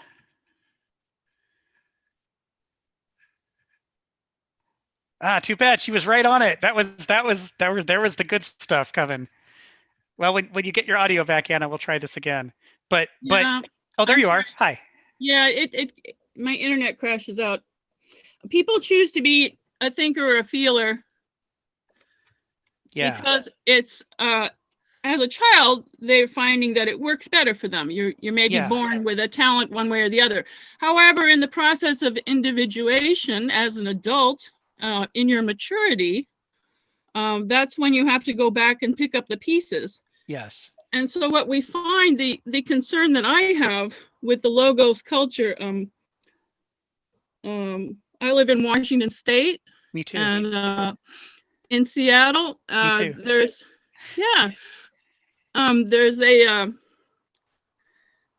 real bias for the scientific point of view. If you show up to philosophy meetups, you're constantly trying to defend that territory against the scientific point of view. And I think the concern is that what Jung said was that that undeveloped part of you remains in a primitive state. It atrophies and it remains in a primitive state. Yes. And so the problem is not so much that that the society is lacking in mythos, but that the mythos that we have becomes brutal, animalistic, unsophisticated. Yes. Oh, your audio dropped again. Once again, you were right on the good stuff. All right. Well. Oh yeah, I think I can kind of like dovetail, like add on to that. Like I think, like Sure, the go way ahead, I kind of Richard. view it is, is Go okay, ahead. or Yeah. that like our mythos, it's not just animalistic and brutalistic, but it justifies it. It's like you talked about earlier. It's the contradictions, right? Right. Like how it's hiding below the surface, right? Right. So like and I guess like I have kind of a commentary or maybe kind of a question on mythos, like so this is how I was kind of reading it. So like Kenneth Smith, like in his essay so far, and I could have missed it, but like part of it is just kind of like we have kind of our previous associations with the word myth, and from this logos viewpoint, I think we can kind of slowly like unprogramming that. But like he describes all these things, and but I guess I'm just trying to summarize, or at least one core aspect of it is that mythos, there is a sense of belonging, a sense of place and time, like where we've been, where we're going, or where we're possibly going. And I think kind of in the United States, like at least in modern times, like we have this kind of unique deficit, blind spot, because a lot of our mythos like is counterproductive into seeing where we've come from, because like our history is brutal, like we like came in and like basically committed genocide and stole lands from these people, and then like the history of slavery, and then we have like these archetypes and these we valorize, kind of like pull ourselves up by the bootstraps, this kind of fully formed individual with all his skills, and that we owe nothing to what's around us or what came before us. Right. Or even just like how kind of our whole economic system, like as classically taught, even though like when you actually talk to the people who actually work on the forefront, like on like the leading edge of economics, they basically like they've cut the whole classic model behind. But like this idea of homo economicus, that we're all these like, self-interested, rationalizing maximizers, that like, and that we're free to make the choices in the marketplace and blah, blah, blah. Like it's complete, fabrication, right? Right. Yeah. Right. Yeah. It was, Aristotle, it's ironic that Aristotle got used as a conduit for Plato to the medieval world, because what he saw his job as was tearing Plato to pieces. He thought Plato was a brilliant idiot. He thought, Plato was basically a poet who was in love with a philosopher who got killed, and then fancied himself to become the replacement philosopher. And so he exalted Socrates, but a version of Socrates, as Plato himself could understand him. And so a lot of what's in Plato isn't actually even philosophy. It's these metaphorical, poetic claims, except they're not actual poetry. They're not actual mythos. They're this sort of pseudo mythos that he's just pulled out of his butt and invented for the purpose of persuading you that something is true, even though the Greeks didn't believe any of that stuff. It was never part of the deep roots of the culture. It was never part of what made them sane or healthy. And in fact, a lot of it would make you insane and unhealthy. Like the Republic is a description of a totalitarian state. The Nazi state has a tremendous amount of debt to Plato's Republic, right? That's not mythos. This is the thing that if we take mythos culture from its own perspective, instead of treating it as a primitive version of logos culture, if we ask mythos culture what it has to say about myth. What it will tell you is that the reason logos culture says a myth is a lie and every lie is a myth is that logos culture hates myths and it wants to tar them by using it as a bad word. And that therefore most of what logos culture calls a myth is not a myth at all. Just like most of what logos culture calls a value is not a value, most of what it calls a principle is not a principle. It violently misuses this terminology in order to sort of shore up the logos view of the world. And as a result, it leaves us in a sort of nihilistic moral relativism in which we can't figure out how you're supposed to make ethical decisions. And it's why at its base, modernist logos culture is so pragmatic and practical. So it says, you know, that stuff's all messy and hard and subjective. Don't even bother. Just do what works. Which means, you know, if what works is keeping slaves, you know, capturing people in Africa and dragging them over here and make them work, well, then that's what you should do because that's what works. And if what works is exterminating 2 continents full of people and spreading out your people as fast as you can to replace them, well, then that's what you should do because it works. Whatever works is good. In other words, might makes right. There's like this crude barbarism underlying the modern ethos that is kind of sculpted into looking like values and looking like a culture when it's actually anti-values and an anti-culture from the perspective of mythos. And so you see this with the use of the word myth. The founding myths of America aren't myths at all.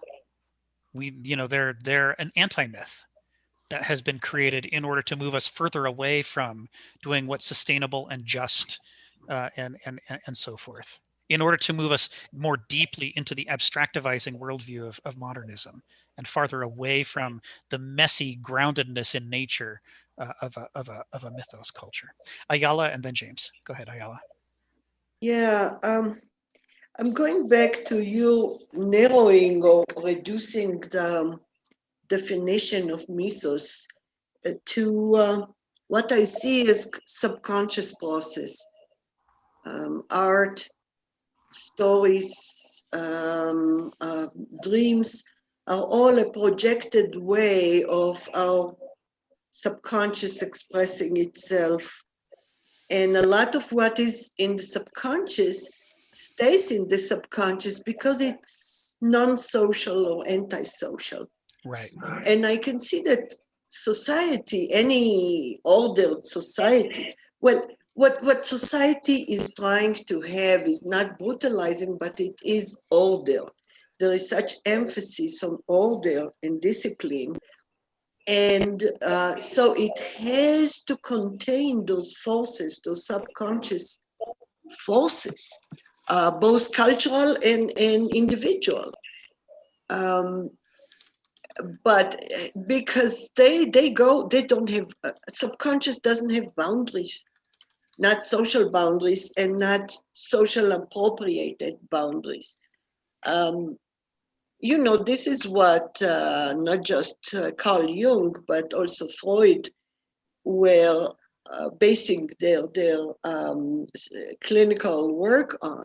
Yes. Now they were, the problem with cultural subconscious as it is used, let's say in psychoanalysis or psychotherapy, is that it takes a certain ideology and superimpose it on the client as a way to understand, because we don't have a direct access to our subconscious. Right. We infer it based on analogies and based on interpretations of what we see or think or saw in a dream. And so it can go right or wrong. In general, you know, we have to be careful about moralizing on the one hand and romanticizing on the other. You know, I've spent some time in West Africa and was so impressed by the rituals that were very, very basic to the community needs, and fulfill these needs. At the same time, now, you know, years away, I'm very careful at romanticizing mythos. Not everything that is in mythos is necessarily humane. It could be. It could be. Yeah. No, the point's well taken, and it's not. There's sort of two levels of difficulty here for us, and one of them is we don't know most of the mythos that was in the world. We can't create, for example, any kind of statistical assessment of whether more mythos was healthy or unhealthy, because almost all mythos has been suppressed. So we don't know what they had to say. We don't know how they lived. And there's a tendency, especially among Eurocentric people, to look at anyone who's a person of color living outside of the heart of modernism and claim that they are living fossils, claim that they are primitive versions of ourselves. And this really fits with the 19th century idea that white people are more evolved than people of color, men are more evolved than women, Northern Western European are more evolved than Southern European. There was this whole hierarchy of who's better than whom. And it was used to justify saying that anybody outside Europe really had nothing of merit that we needed to concern ourselves with, because they were just broken, primitive versions of ourselves who should have grown up a long time ago. So it's a challenge for us to see them in their own right for that reason. It's also a challenge for us to see them in their own right because we're not seeing the healthy forms of any of these cultures. We're seeing, after 500 years of devastating warfare across the entire planet, you know, when you look at what Belgium did in the Congo, when you look at what was done in South Africa, when you look at what was done to the Americas, when you look at what was done to Australia, the cultures that you see today, the remnant survivals, are not the form that they had before we pounded on them for 500 years with guns and germs and steel. So we're seeing damaged versions of those cultures, which means, but we try to conclude that the damaged form we see was the original natural form, and that the damage must have been inherent to the culture, and that therefore reinforces our idea that they were broken, primitive versions of ourselves. So what we have here that we're struggling with is that we're missing the data we need in order to draw a clear conclusion, about a realistic conclusion about who they were. The other challenge that we have here is that because modernism, because Apollonianism, because logos culture wants to equate mythos with art and dreams and the unconscious so that they exactly coincide, it means that mythos must be all of the irrational things. So if somebody kills somebody, that's a mythos thing. If somebody has a superstition, that's a mythos thing. This is part of logos culture's self-aggrandizement, right? It has redefined mythos from what it used to mean to be all human error. Everything you get wrong is myths. And so therefore, you know, we don't want to romanticize it because it's a dangerous thing. That's where all the mistakes are, the emotionalism and the roaring crowds with torches and pitchforks, you know, who burned the scientists. That's all mythos. But that's not actually true. That's logos culture's claim about mythos. When we talk about mythos, even though you will see a lot of dualism in these essays from Kenneth Smith, he actually is trying to evoke Hegel and more of a three-part thesis, antithesis, synthesis model, in which mythos culture doesn't represent the right brain as strongly as he says it does in this essay. The essay's not quite giving us Kenneth's fullest version of his theory. And there's reasons for that. We'll talk about them in future weeks.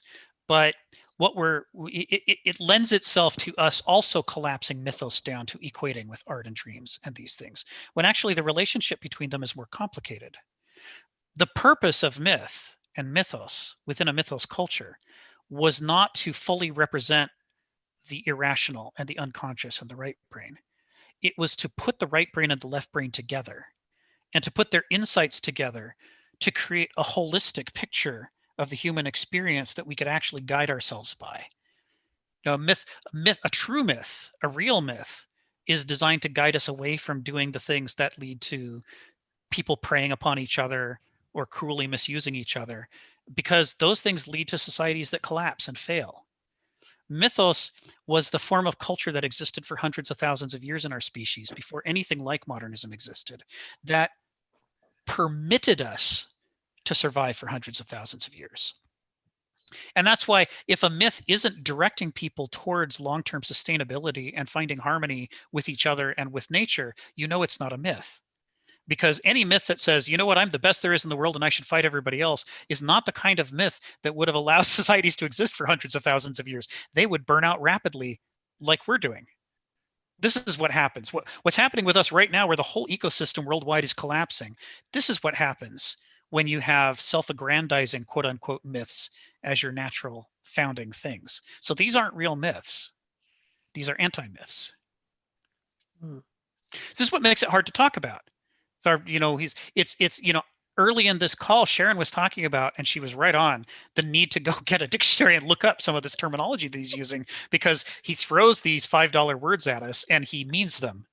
And, you know, also he's constantly dropping references to Kant and Hegel and you know, what did John of Salisbury have to say about eloquence, which is in the next essay. You know, I just spent 5 hours today reading about rhetoric and John of Salisbury trying to get ready for next week, you know, and that would be hard enough.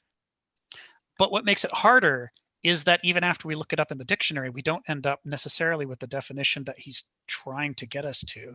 We end up with a logos version of the definition. We end up with what does America today think a myth is, instead of, you know, what did Sophocles, when he wrote Oedipus, what did he think a myth was? Why did he say the things he did? So we're sort of struggling. This is when he talks about the way that philosophical reasoning is like unjointing your mind, like dislocating your mind so that you can turn it around to look back at itself. He really means it's an extremely uncomfortable, difficult process. It feels awkward. It doesn't feel comfortable. We're constantly making the wrong move because the natural instinctive move for us to make has already been pre-programmed the wrong direction. We have to step back and go, oh, wait, I can't actually use the word myth here. I can't actually use the word logos here. I can't just like we're constantly stumbling over our own tongues trying to figure out how to say these things. And that's why he's so hard to read, which he admits. All right, so we've got a whole pile of questions here. I think Patrick's had his hand up the longest, and then I'll take a circuit through everybody. So go ahead, Patrick. But you got to come off mute. Yeah, I don't think I was really next, but I will go for it here. It makes me think about the education system. It totally is taking, it's just like a systematic thing where art and music and humanities have been taken away from the education system, which, I equate kind of with this idea of mythos. But, then there's the other idea, which is intelligence, which I think equates to, you're saying about what we want science to do, to kind of look at and to, test it. Is this really what it is, to step back from it and stuff like that? And it's such an odd thing, with the current political system, very anti-intellectual. It's like, let's take that away. And the question becomes like, it's a melding of mythos and logos, when you think of like intelligence, because you can say that the intelligence in a mythos way is dealing with what we don't know, engaging that aspect of things. But that, so that's it. Thanks. That's good, Patrick. Dowdy, then James, then Melinda. Dowdy? Yeah, a couple more questions. This was great. This is great. Thank you so much for this. The first question is sort of, how do we create a cultural mythology? Because I shouldn't say mythology, a cultural mythos, because it seems like mythos is an emergent system or an emergent myth, like a whole bunch of little myths as like individuals. I know he had talked about the social contract a couple of weeks ago, and how like strange it is and like purely Western, but like it is a whole bunch of little individuals creating an emergent system called society. And so how do we sort of like move individuals to think new things without being like that totalitarian? And I guess sort of secondly, the second point, like mythos seems something, and myths as well seem something that are much more like habitualized and much more sort of biological. Like we can't sort of like psychologically start like, or I should say we can't, or let me ask it this way. How much responsibility or blame should we put on the individual for sort of internalizing a myth? and sort of perpetuating it or carrying it out. And it's because it does sort of seem like it's much more of a instinctual process. Yeah, this is something we're going to be talking about for weeks to come. You're asking exactly the right questions because they're too big to fit in today. But let me just kind of give a hint at some of it real quickly before we go to the next person. So one of the things that you notice is that, as a culture, we don't study philosophy very much. It's considered an elective among electives. You're a weirdo if you study philosophy, right? You're a weirdo if you take an interest in German, but you're really a weirdo if you take an interest in philosophy. They're like the weirdo among the weirdos. It's like philosophy is not considered essential, which is ironic because according to Hegel and the ancient Greeks, you can't think without philosophy. Philosophy is at its root the thing that gets you out of being stuck in a single worldview. And as long as you're stuck in a single worldview, you're not really thinking. You're just being a symptom of that worldview. And so, is it an accident that the thing that would most likely dislodge the ideologies that have us in their grip are the things that are out of fashion and have been out of fashion for centuries? And it's like, why don't we talk about that stuff? Because if we talked about that stuff, we would change the world. So our society, the only societies that when a society is promoting an ideology, the only way it can survive is to discourage interrogation of that ideology. You see the same thing with, I'll be talking about this a couple of weeks ago with Haiti and the history of revolutions and escape and the end of slavery. We say that we're about freedom and human rights, but if we were about freedom and human rights, wouldn't every American child grow up with stories of Bookman and Malcolm X and everybody who ever fought against slavery and the people who overthrew slavery, who helped to free countries? Wouldn't they be our culture heroes? Wouldn't we be reading them instead of about a bunch of slave owners? But every kid grows up knowing Thomas Jefferson, right? And George Washington and everybody else who owned slaves who was involved in setting up the system. But hardly any kids know about the people who overthrew slavery in different places. We have a handful of names and then we're like, move along, don't look. Because what would happen if those were our national myths? If we grew up all reading all the time about Harriet Tubman, and Nelson and Winnie Mandela and the people who overthrew apartheid, in one place or another, well, we would look at the world and go, we should change some things.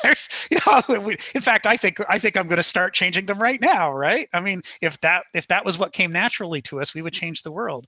So it's not an accident that we don't learn about those things and we don't read about those things, because it makes us better civilians in the sense that we go with the flow more. We don't resist, we don't question. So when we talk about the need for a national mythology or a genuine mythology as something that human beings should develop, the challenge that we have is that, can a mythology exist within an anti-culture that's constantly trying to break down mythologies? That's telling people that it should be a melting pot. That's telling Black people that if they act white enough, they won't get beaten. Right? You should assimilate. You should be more like normal, more like us, more like normal Americans. Modernize, right? Live in the modern world.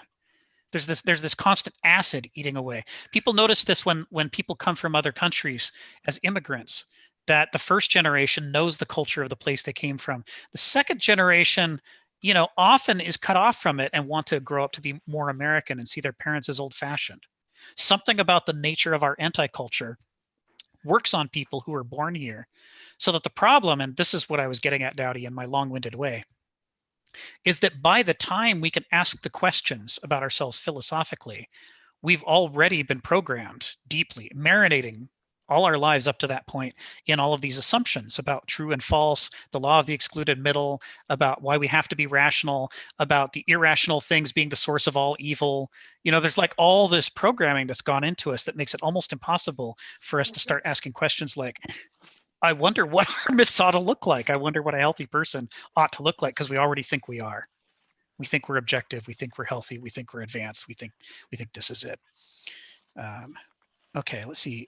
Melinda, then James, then Richard.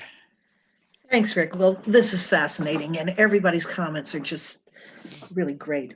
I would just say that perhaps in answer to your question right now, and other people have been referring to it, again, from theaters, we asked the question, how can we become more in touch with or experience this combination of right brain, left brain mythos? And I would remind folks, if we don't know, that Greek theater is based on ritual. Right. The scenes are based on well-known rituals that Right. would have been daily operations. And the rituals themselves, the point of the theater is the enactment of the ritual. Right. And the point of the audience is not to observe the ritual, but to be within the ritual. So we have to remember that theater and even poetry readings, which they certainly had, and I would say comedy, which we don't talk about very much at all, Right. was intentionally devised as ritualistic experiences in order to move the human consciousness individually and collectively away from a strictly logical logos and into the experience of an illogical or a combined experience of the world. And the last thing I wanted to say about that is that also we have to remember that the theater and the poetry was all done to music. Yes. And the musical background, as we all know, absolutely influences our psychological state. You know, if you want to cry, you play love songs, and this is Pythagoras and the music of the spheres, and this is the eternal A note, and this is the source of aesthetic practice from the pre-Hellenic age, from the pre-classical age. And so I would suggest that one of the ways that we here now can experience that, I did put one in the notes, is to actually watch the Mahabharata movie, which is phenomenal, or to watch Peter Brooks's 5-hour Mahabharata. Unbelievable stuff. You can't understand it. They do it in other languages. And so it bypasses the logos because it's not in a language that we can even understand in an intellectual way. It is only in the language of the emotional flow and the emotional synth. And I studied a little bit of neuroscience about this and about mirror neurons and how neurons in close proximity to other living organisms, doesn't have to be humans, animals, plants. You know, the Buddhists are certainly aware of the integrated interconnections of all those living systems. So the question then becomes less about how do we live life and more about what is life. Yes. And what is incorporated within life. Because life, I think, is the elemental thing. I mean, because we all sitting here in this room with our little boxes and names attached to them actually have life. Right. We actually have this thing that we don't really know what it is. But it's precious. It's precious, and it changes its definition over time, but we recognize it in a sub intellectual way. Yes. In a very kind of what medulla oblongata kind of way. You know, it is the reptile center. It is the force. You know, I mean, Shaw in his intellectual way talked about the life force. So I would suggest that one thing we can do as our own practice is, as Ayala was talking about earlier, observe art, or better yet, be with art as it is being created. Dance is one of the most extraordinary forms because there is no language other than the language of the body and space. Yes. So that's my conclusion. This is fascinating. You guys, thanks for doing this. Wow. My pleasure, Melinda. Yeah, that's good stuff. And it goes to the heart of this distinction between the immersive form of life that we live, that we've got faculties for, that help us to feel like we're alive, that help us to feel like we have an identity, that pay attention to how we feel and our interactions with the world around us. At the same time that we also have this abstractivizing capacity that pulls out of that says that as Hegel says, the awesome power of the negative. It can push everything into the background as unimportant and then just pull a few details out and say, this is what we're going to pretend is the whole picture. That's that capacity that makes logic possible and reason.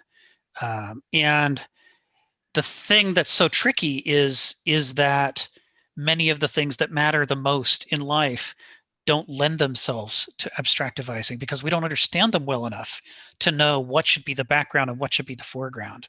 What's fascinating about dream analysis of the unconscious, analysis of art, what's fascinating about going for a hike in nature, or engaging in a dance or singing a song, is that it's so experiential. You're immersed in it. It penetrates you.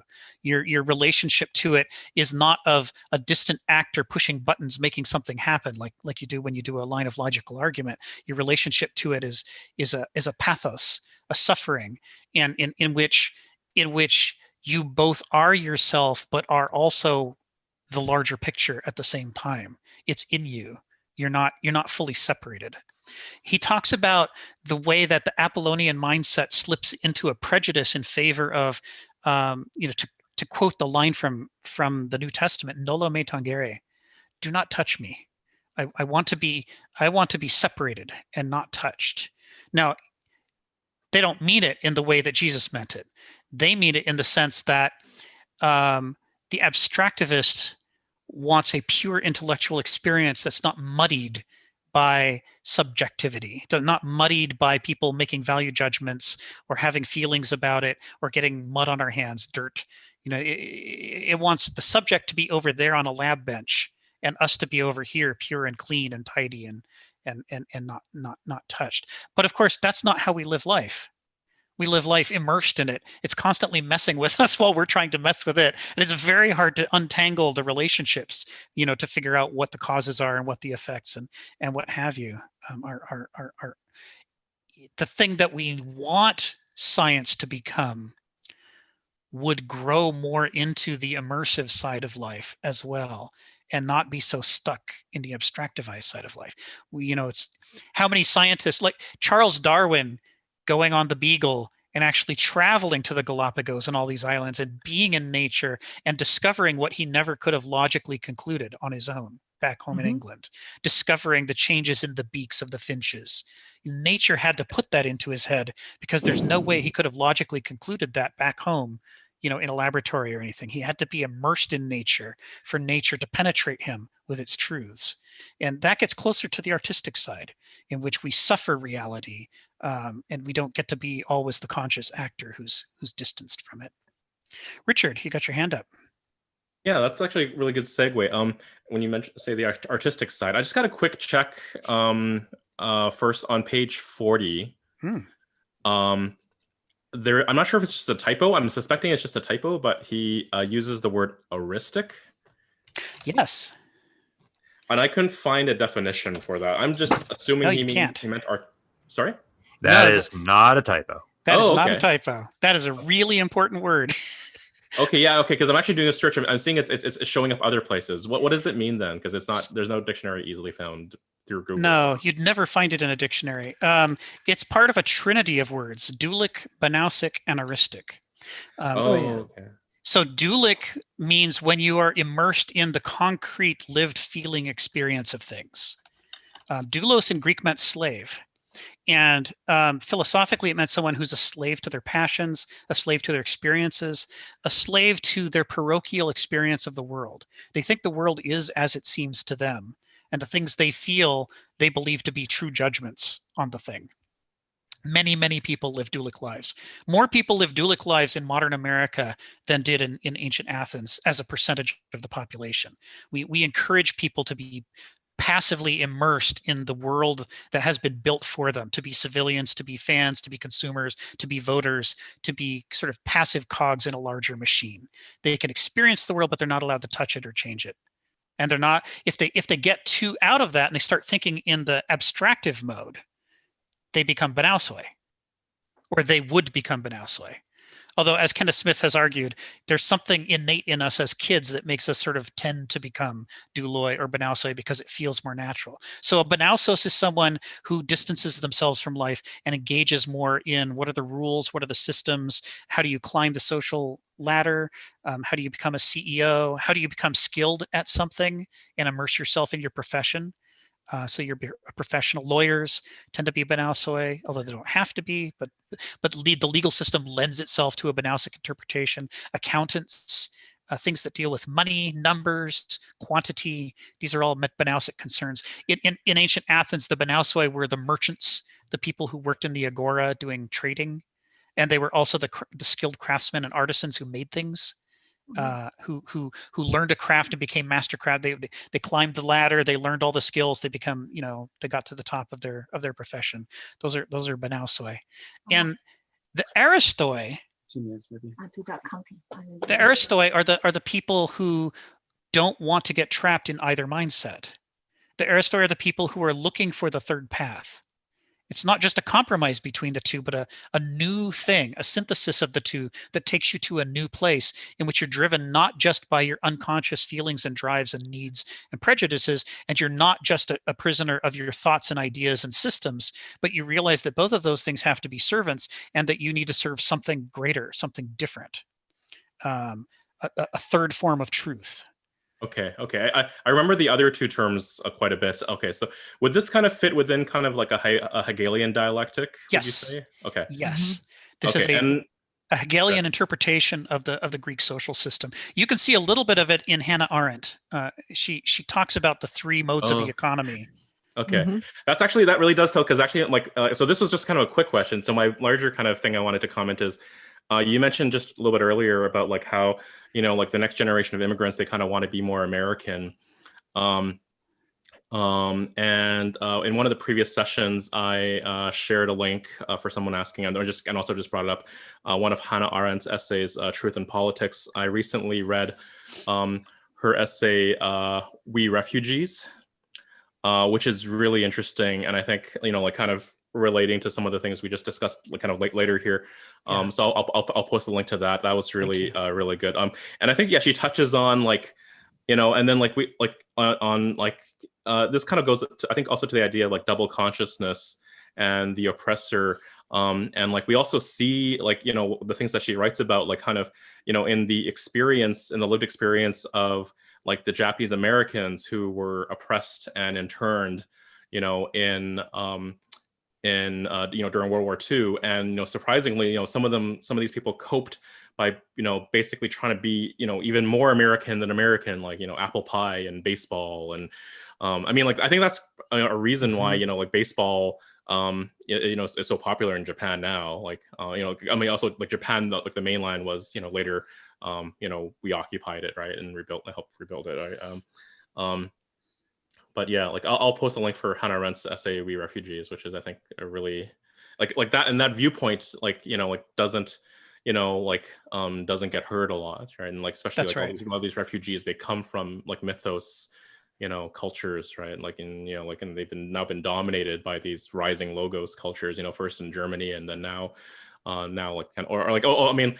Like the colonial powers, and then later, like 20th century Germany, and then now like, like the US. Yeah. Kenneth Smith's line on this is that there's probably not a mythos culture anywhere on Earth anymore, but what you have are logos cultures with varying degrees of traditional mythic culture left in them that hasn't been purified out of them yet. Over the generations, logos culture is trying to purify itself. It pretends to be objective, but it's a value system. It has a claim about the world, and it claims it's better than everybody else, and it should be more like it is and less like they are. And so it's constantly trying to systematize itself more than it did. The number of laws multiplies, not because we're out of control per se, but because logos culture is in control. That's what it does. It wants to script everything, right? Everything should have rules, and it should follow a script.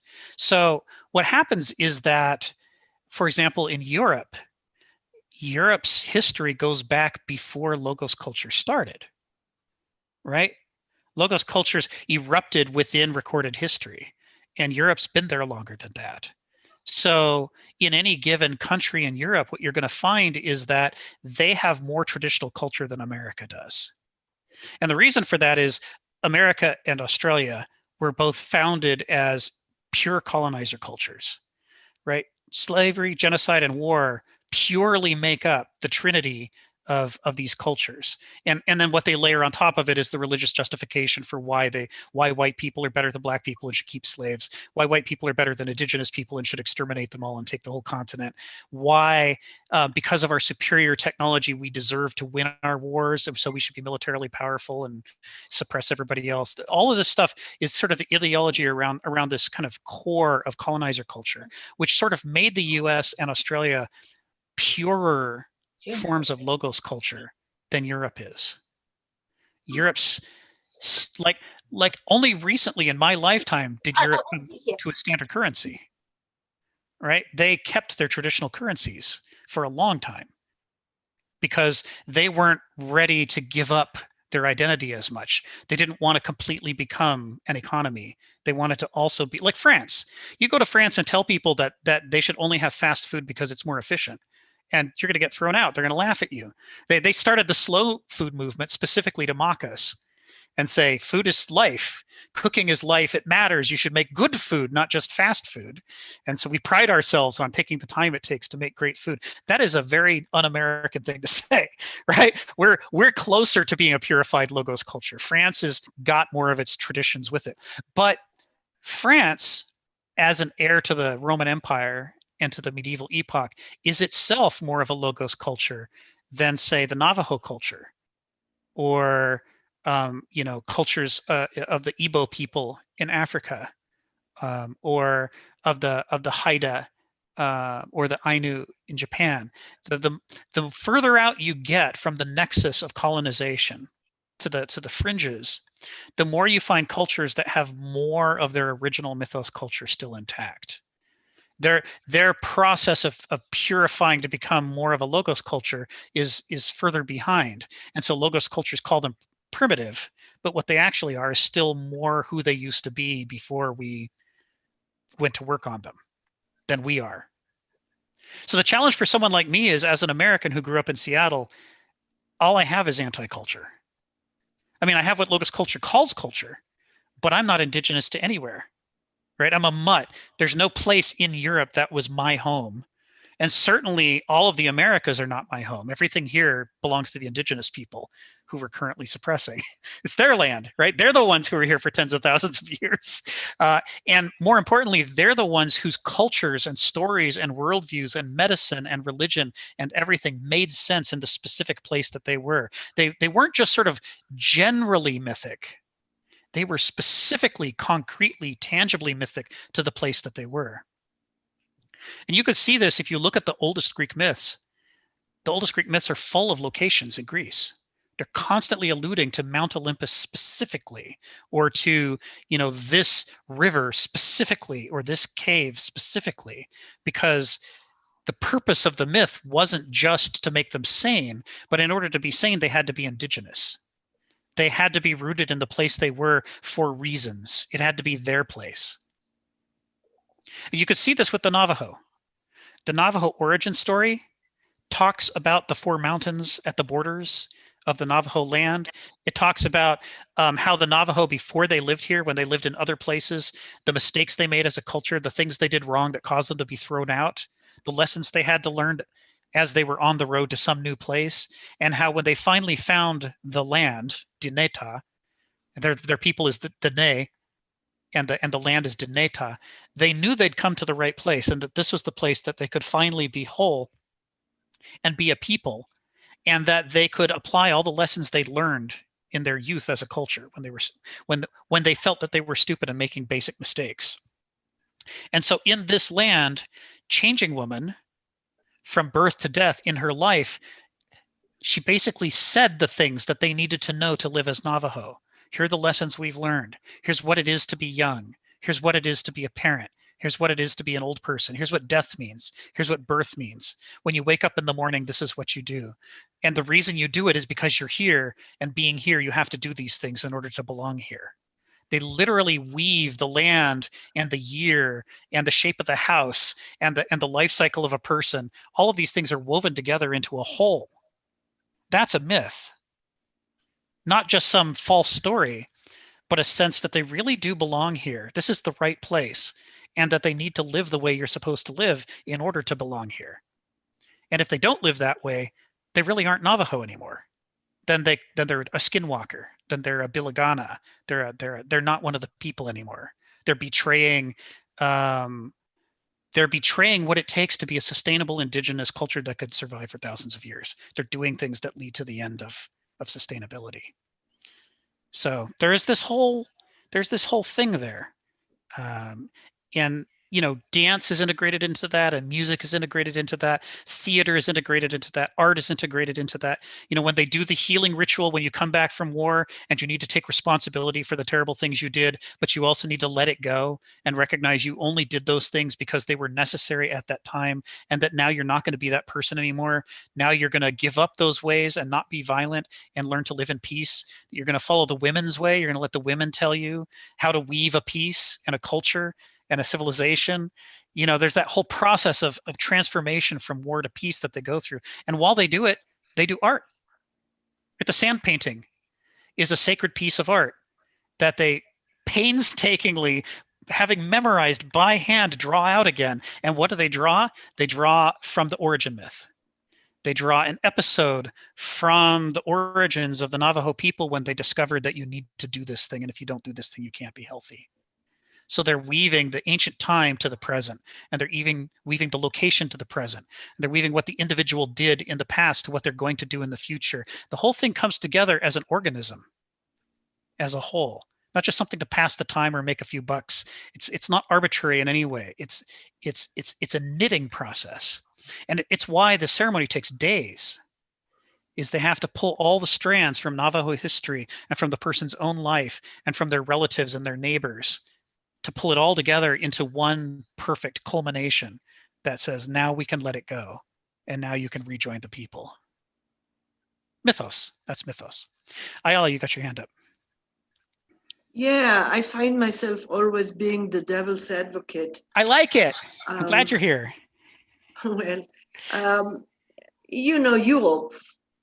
Europe was built on blood and brutality and yes. cruelty, and myth was weaved into it. A lot of it was identity.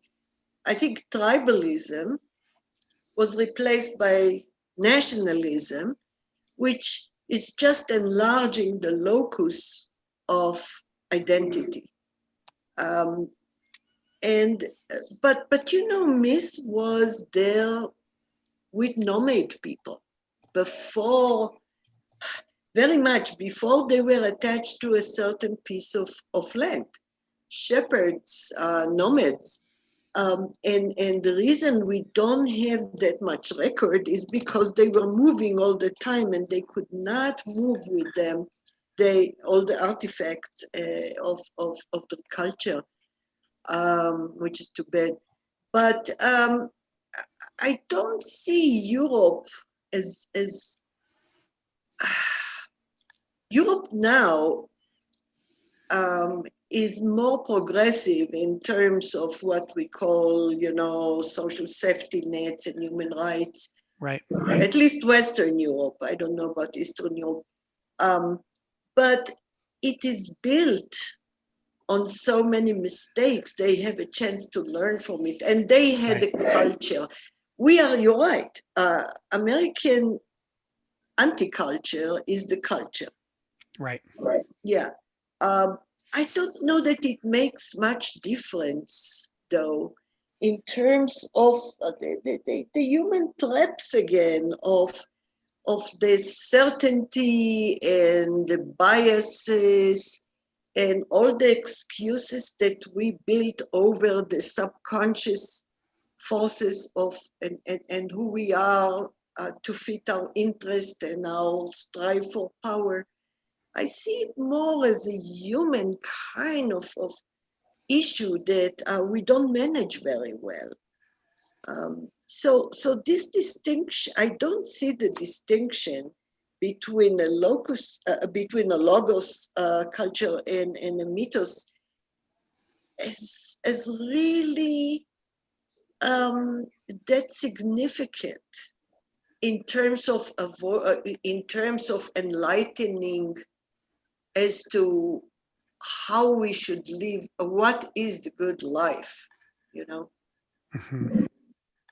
Yeah, these are challenging things to talk about because part of what we're trying to do is separate in order to contrast different faculties of the human mind and different tendencies of culture that arise from that without saying that one or the other is the right thing to do, because we can't be whole if we're either entirely right-brained or entirely left-brained. We can't build a civilization entirely off of our unconscious. For one thing, it's unconscious. So, it's sort of hard to describe it, because if we could describe it, it would be conscious. But by the same token, we can't just pretend that the conscious part of our mind is the only part of our mind. I was just reading rereading in preparation for next week. I thought this would ring a bell for you, Ayala. I was reading Freud, looking at his discussion in A Difficulty in the Path of Psychoanalysis, 1917, by Freud, where he's first really starting to lay out some of his ideas about the unconscious and the id, ego, and superego and their relationship to it. And one of the themes that's emerging in that essay that he's been exploring in his earlier essays as well is this idea that what gets a lot of people sick psychologically is that they refuse to acknowledge that there's any part of them that isn't conscious, right? They desperately want to avoid the therapist because they have a sneaking suspicion that the therapist is going to tell them things they don't want to hear about themselves. It's like, why did you do that thing? Well, they want to blow it off. Say, well, there's no reason I did it. It just happened. Either I consciously decided it or it's a coincidence and there's nothing in between. Right? The law of the excluded middle. But Freud was busy saying, that's where all the good stuff is, in that excluded middle. Between the things that are just accidents and the things that you chose to do is this whole rich area of things that still arose from within you, but you didn't know they were there, right? These powers that by suppressing them and ignoring them and pretending they're not there, you didn't make yourself healthy and you weren't able to live the consistent life or achieve the goals that you set for yourself. It's not until you dig into the dirt and look at what else is there and integrate it into yourself that you're going to actually be able to be healthy or sane or even be a good person in some cases. How many people do bad things specifically because of the parts of themselves that keep erupting, like people with anger management problems, people who hit their spouses, but they don't know why and they don't think they're that person. It just they think it just keeps happening by accident. And it takes someone digging down underneath to pull in the excluded middle, to pull in the excluded unconscious, to say, well, actually, you do have to take responsibility for this. You can't pretend it's an accident, and you need to find out why this is in you so that you can do something about it. The thing about logos culture is that logos culture thinks it can say what the truth is absolutely through logical assessment, rational assessment. It's one of the ways in which science at its best is in opposition to rationalism. Is that science says you have to put rationalism to the test. I know I'm repeating myself, but I'm repeating myself because I'm trying to emphasize that some of what we call logos culture includes things that actually aren't logos culture. Science's determination to test things, to compare them to reality, that's not a logos impulse. It wants to take credit for them, but it shouldn't. Right? I mean, one of the great breakthroughs in history was the Arabic investigation of the Greek claims when they were translating the classics, when they began to actually run experiments to see if Aristotle was right about this or Plato was right about that. And they began discovering that they were wrong. That despite the fact that these great philosophers had these amazingly persuasive arguments, very logical, very rigorous, everything looked great, they were still false. And so they had to do an irrational thing. They had to set reason to the side and go out into the world and immerse themselves in it and make the claims about the world suffer reality so that reality could tell us if those claims were justified or not. There's a mythic level, immersive level thing that makes science what it is and not merely a debate. But a logos culture perspective is to claim that that's not true. Logos culture claims, oh no, we're responsible for all the good stuff, even the stuff that we fought against for millennia. So we're sort of what we're having here is a linguistic problem. You know, talking about what is or isn't logos culture, what is or isn't mythos culture, and so forth.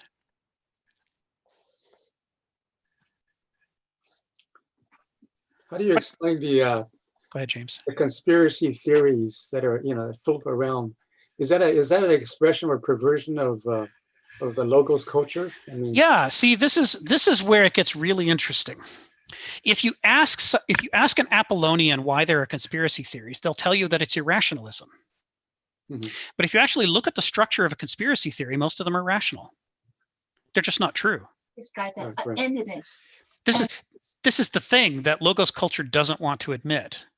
For every 100 perfectly rational, logical, plausible lines of explanation, at least 99 of them are false. It's why we need science, right?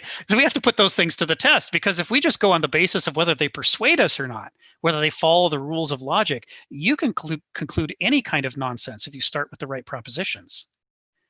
And of course, the thing that logic doesn't do is it doesn't question its postulates. Logic is about how once you begin from a postulate that you follow the rules of valid, derivation to reach conclusions. That's reason and logic. But whether those were the right postulates to begin with, logic has nothing to say about that. That's, you could read Aristotle till the cows come home. That is just not part of it. So Like it's more the structure, not the content. Sometimes. Yeah. So rationalism is tells us about how we are supposed to think, what in order to produce valid results, but it can't actually guarantee any truth to the results. And so as a result, it's part of why it's people who have grown up in a logos culture, like all these conspiracy theorists have, right? They start with their postulates and then they begin reasoning from those assumptions and they end up in conspiracies. Because if you start with those postulates, they make sense. They seem rational. Hi, Sharon, you have a question? I think you're on mute. Yeah, you're on mute, Sharon. Okay. I said, I just wanted to follow up on what you just said about reasoning and rationalism. And because Kenneth Smith in the essay talks about the sleep of reasoning breeds monsters. And that's from one of Goya's etchings. Yes. And he says, for reason unleashed from the confines of nature and culture is free to dream a waking dream. And the wakefulness of reasoning is indeed no more than a lucid dreaming. So in other words, so it leads us to places that are not necessarily valid. Yes. Yes, exactly. This is what's really hard for us. We've been immersed all our lives in the idea that civilization and progress of mankind is based on fighting superstition and irrationalism. This is the logos culture proposition. It's baked into the way we think. And the moment people start getting irrational and emotional, right, we get nervous. We're like, oh God, here comes the violence, here come the crowds, here comes the fall of civilization. The problem is that's just not a complete picture of the world, right? Scapegoating feelings doesn't actually adequately explain why we do so many things wrong that we do. Not everything that we do wrong is an emotional outburst. The Holocaust, no matter how many Apollonians attempt to paint it as such, was not an emotional outburst. It was the most scientific country in the world pursuing the most scientific rational program they could to try to increase their progress through rational, planned, calculated means. They believed that impurities in race led to impurities in thinking and an inability to advance, and that if they purified themselves racially, then they would be able to advance further, and that the world would be better off if they conquered all the racially impure people and imposed their superior ideas upon them. All of this is logical. It just isn't true. It's all rational. It's just not true. Now, the fact that a bunch of emotional bigotry attached itself to this necessarily because this was highly attractive. This created an intellectual framework for bigotry. It doesn't change the fact that rationally it makes sense. And it's evidence that reason is not enough. Reason can lead you into holocausts. Manifest destiny is another example. If you accept the premises, the idea that we should exterminate all the indigenous people of 2 continents and spread white people from sea to shining sea, this is rational. It's just not true or ethical.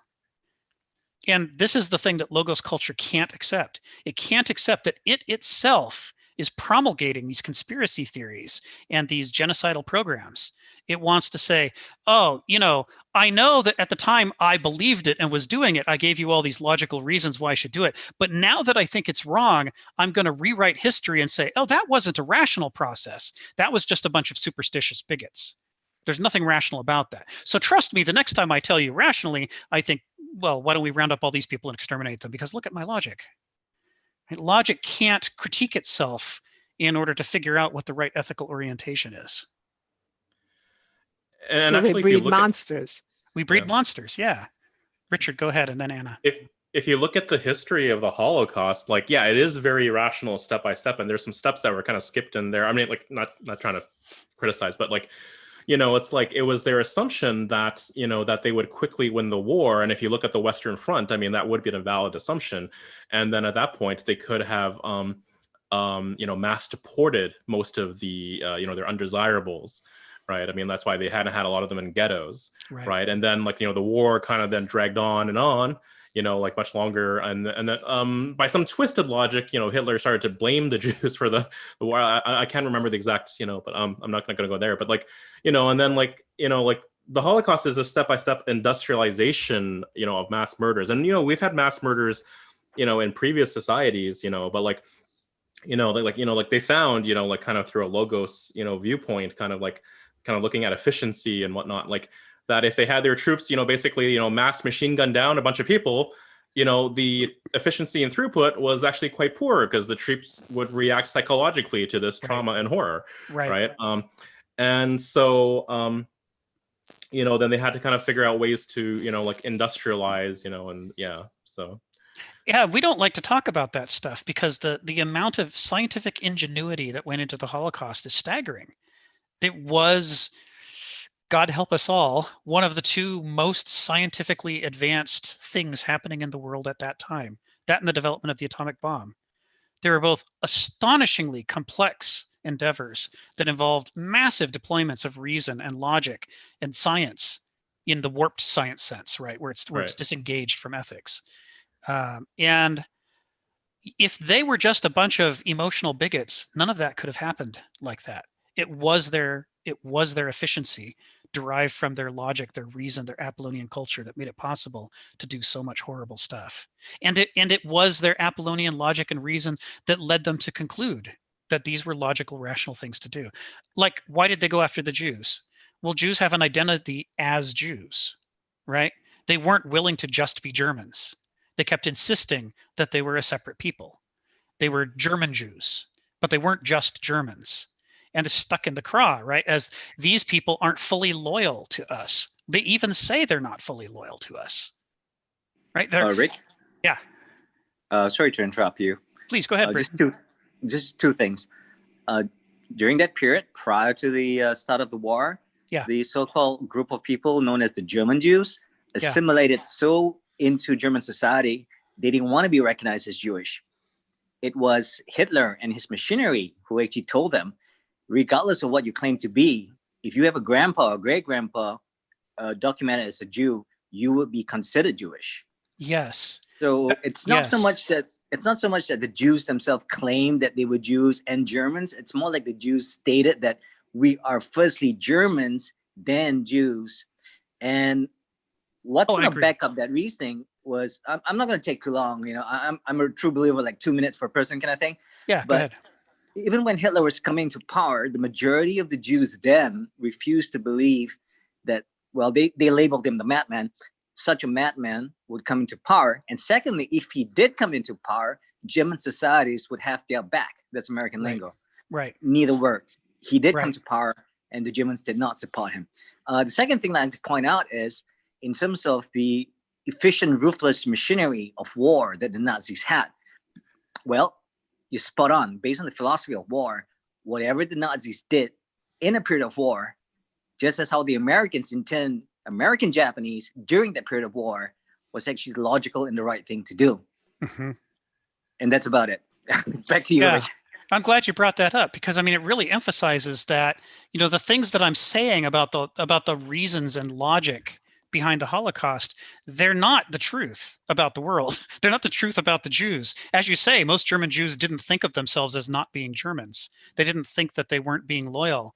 It was, and this is the Achilles heel of logic and reason, it was people who were not Jews reasoning about Jews based on their abstract notions of what Judaism is, and applying that to German Jews, whether or not German Jews were actually concretely like that.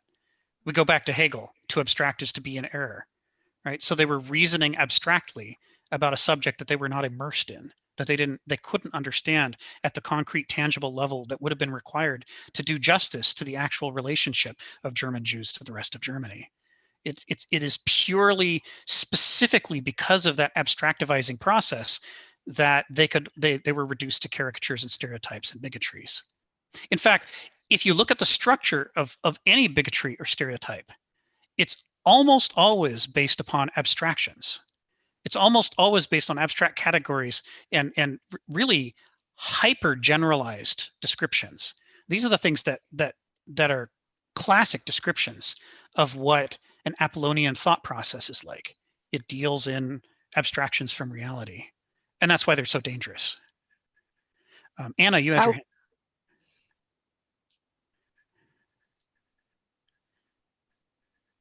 Oh, but you're still on mute. Oh, there you go, I think. Yeah, Yep. hopefully my internet will hold on. Can you hear me? Yeah, we can hear you. Go, Anna, go. So I'll be interested, I guess this group isn't continuing. I certainly will be interested to see how you're going to address the last 4 years in the United States and the conspiracy theory problem from this paradigm that you've set up. I guess what I'm wondering is if you're talking about, okay, the problem with this logos isn't that it isn't actually a very good one. It's not that thinking is bad, it's that bad thinking, you know, is in control.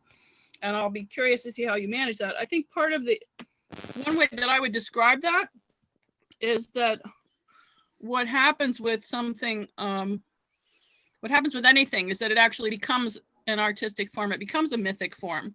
So people are acting out the appearance of rationality in a conspiracy theory, but it has a mythic dimension, which is part of why it's so compelling, so powerful, so emotional for them.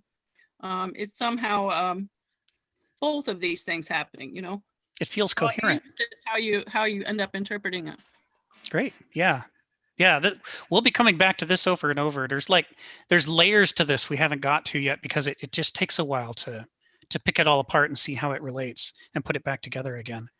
I'd also try and keep it real and local and American these last 4 years, rather than getting lost in the miasma of talking about the Holocaust, which is a really problematic subject. I think that's more like trying to explain why someone in your community was a murderer. You know, it's problematic. I think it's more important to talk about us and where we are now and bring it home.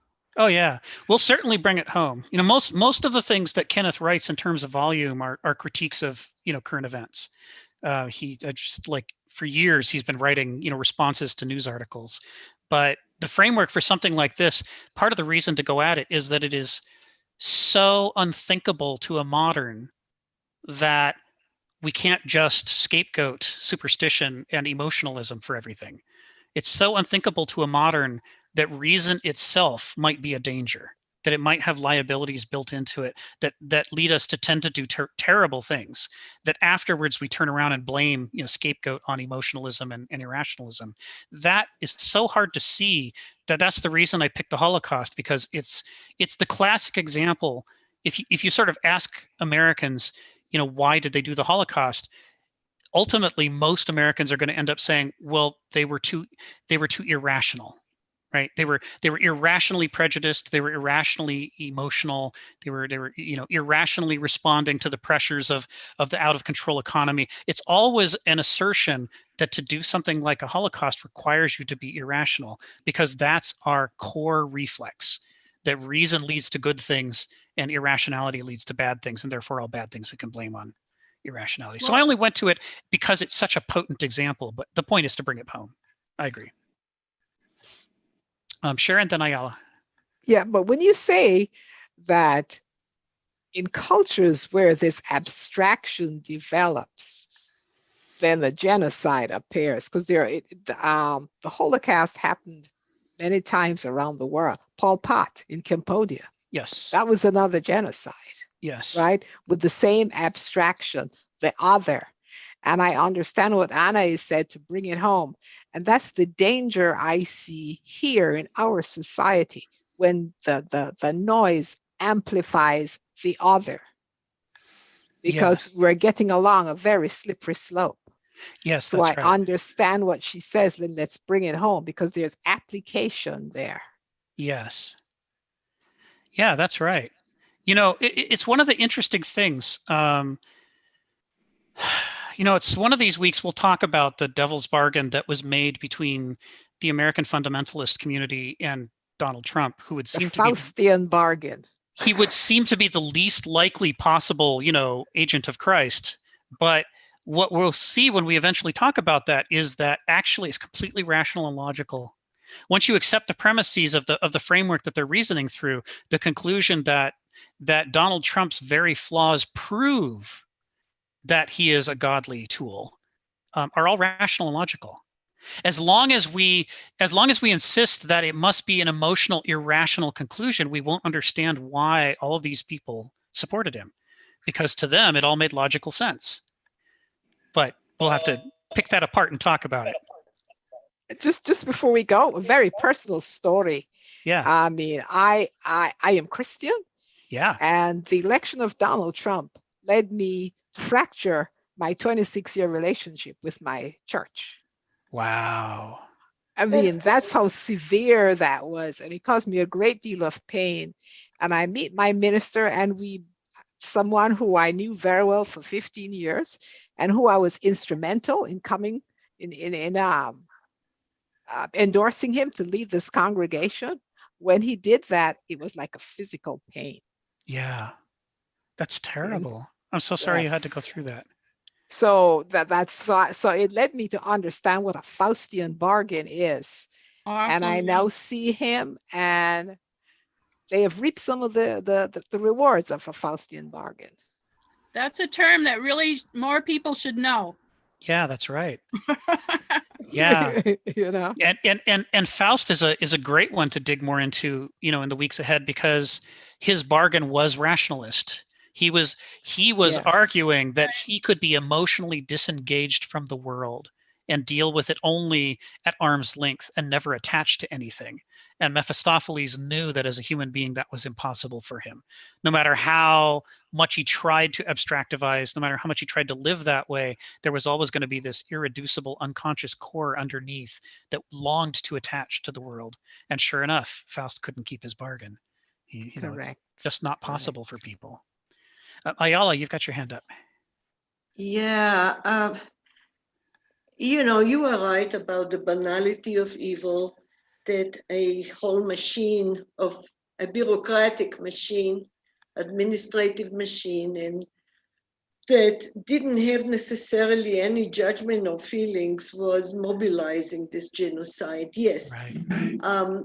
As to your comment, Anna, that we need to deal with today, the importance of it is that the Holocaust generated a huge amount of understanding of social psychology that would be just one factor in the repetition of something like that.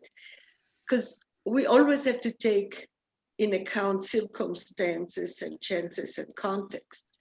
But authoritarianism, the escape from freedom, all these is teaching us lessons about today, very much so.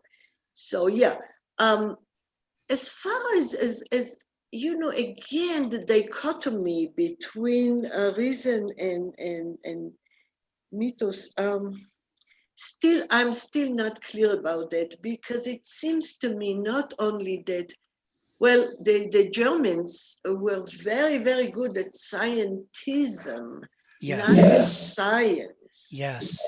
And it is not so much that they use reason, but or rational thinking, but rationalizations. Yes.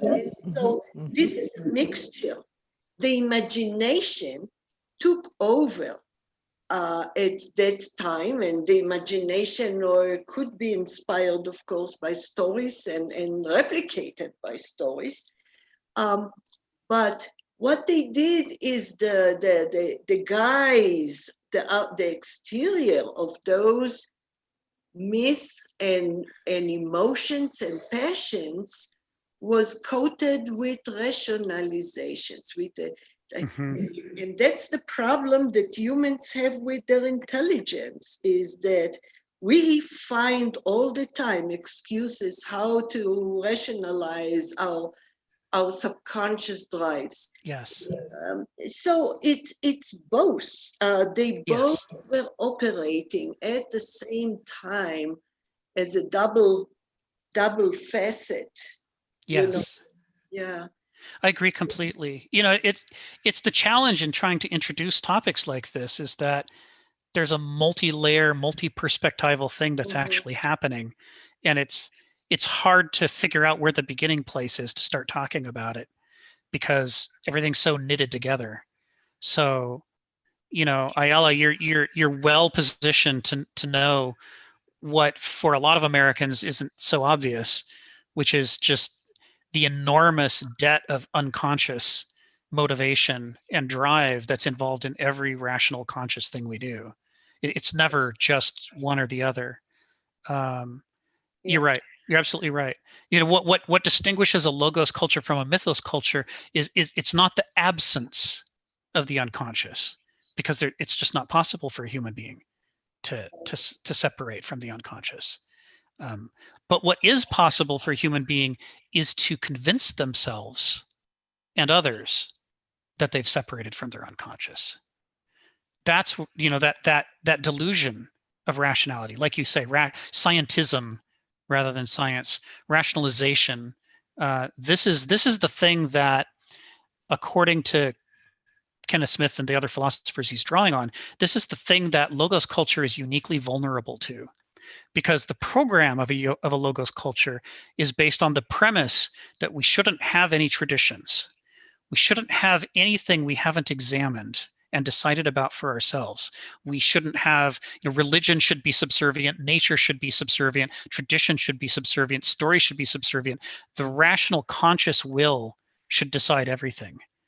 But of course, as you know, Ayala, and as I know, the rational conscious will is never entirely deciding anything by itself. There's always this iceberg, this ocean of deep, powerful emotional strata informing what it is that we find logically persuasive. And when people try to be as rigorous as they can about logic and reason, what happens is they force the emotion out of the line of reasoning and into their original premises. So they start with the premises that allow them to conclude the conclusion they wanted to conclude. Exactly. I agree with you that logos culture is great at self-deceit in that way. Yeah. And it's logos culture claims to have invented science. This is the hardest thing for us to see, is that that's not true. Logos culture didn't invent science. Science, at its best, is a marriage of the immersive and the logical.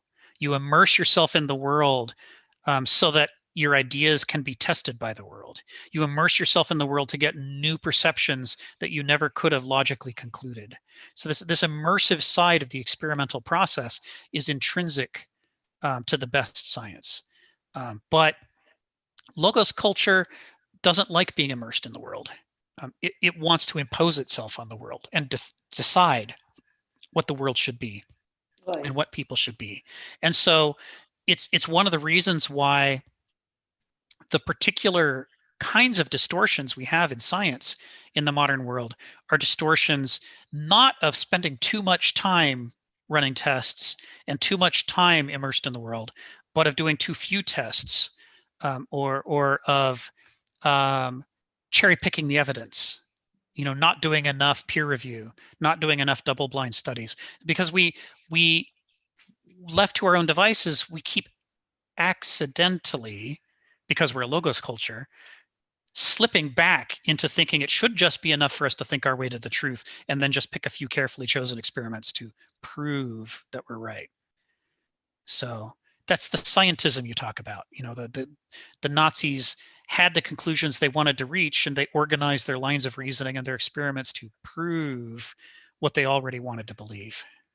Good.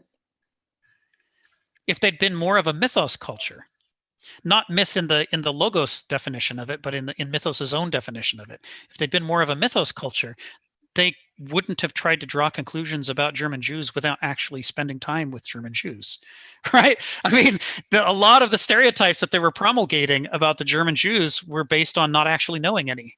That's right. It was because they were so distanced from them that they could be so certain that they were right about them. It's like the people who hate gay people until they meet one, and then they're like, I don't understand. This isn't at all what I knew. Rick? Yeah. It's Brendan again. Just Go ahead, want to chip in. I'm not sure if the Nazis at that point in time, I'm drawing a distinction between the Germans and the Nazis, were not familiar with the so-called German Jews, because a lot of Jews at that point in time in different parts of the world, especially Germany, had quite high positions in society and in government. So they would have known a few of them. But were They were neighbors. Yeah, no, I agree. Right. I think that's true. In some cases, it was straight on competition.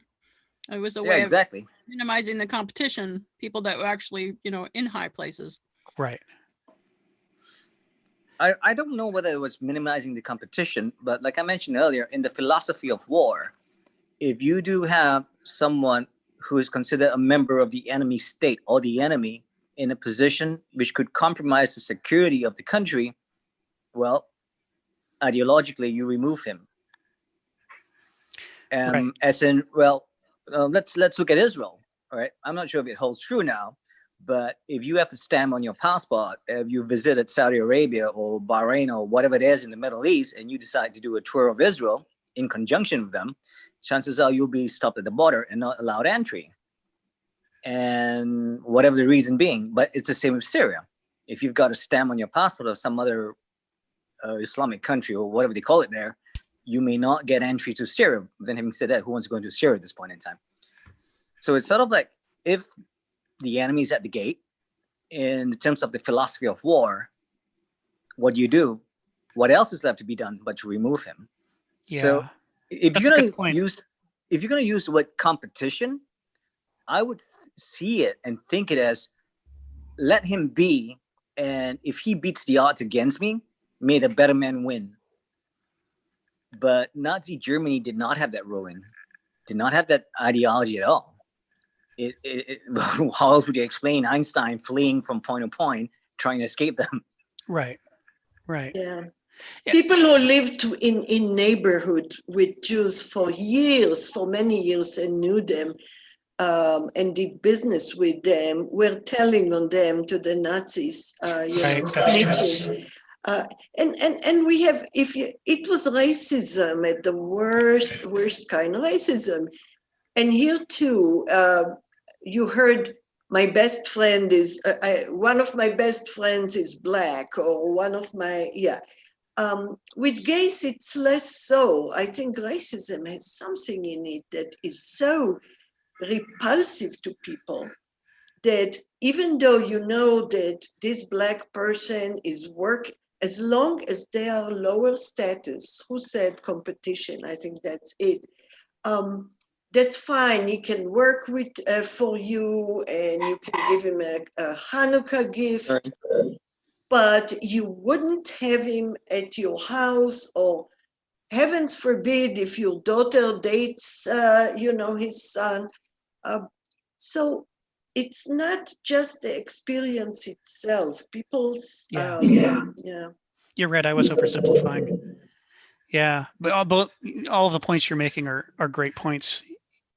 I got lost in my own little logos line of reasoning there. Thank you for dislodging me. Dowdy, go ahead. Oh yeah, just a quick. Well, I suppose two more quick questions. Does Kenneth Smith throughout this book, and I suppose I can always wait until I finish. Does he ever critique a purely mythos, like a sort of his idea of a mythos society? Because it seems to me like if we were to sort of escape our own subjectivity of being in a logos society and try to insert ourselves, I see on one hand it's like the grass is always greener on the other side. But I wonder if we were to get in a mythos society, would it be like, holy shit, we need some structure, like, like I don't know how else we would put it. But I wonder if Kenneth Smith ever sort of like goes into that. And sort of the second part was more of a musing or on something we had touched on a while ago. The idea of like humanity never being able to get to or to fully detach, the Faustian whatever you called it, the bargain. Yeah, the bargain. Thank you. But I wonder, like, if it seems what we're trying to do with artificial intelligence is create a subconscious. I wonder if human or like if artificial intelligence can have a subconscious, like if we can build one for it, or I wonder if it's just going to be like a well of ideas, and sort of if that ends up to be just what our subconscious is, it's just like a well of ideas that didn't really know where to go, but just like are like running into each other, creating like sparks of action and events, and sort of like the end all would be dreams where it's like semi-coherent, but at the same time you kind of forget it, like the vast majority of them once you wake up. So just 2 points. So much good stuff. But we're at the 3-hour mark and I've got to wrap up for today. My brother just arrived for me to do Kobudo. But I want to thank you guys for taking me to task here in the last 10-15 minutes. You're right on. I oversimplified, and I don't think I was representing Kenneth Smith stuff as well. I was getting lost in my own. Can't we all be nice? What if we all knew each other's stuff? It occurred to me as I was listening to your descriptions about competition and about opportunism and other kinds of things that actually Kenneth does have a different line on the Holocaust than what I was describing. So. Bad on me and good on y'all. I learn something new every day. You guys rock. But I gotta wrap up, and we'll pick this up next week with Mythic Desperation, which I'm currently working on writing the blurb for. Actually, you do an excellent job, Rick. Thank you, Ayala. It's easy because you guys are so smart and interesting. Thanks a lot. Take care. Bye, Anna. Bye. All Bye, right. Ayala. See everyone next week. Bye-bye.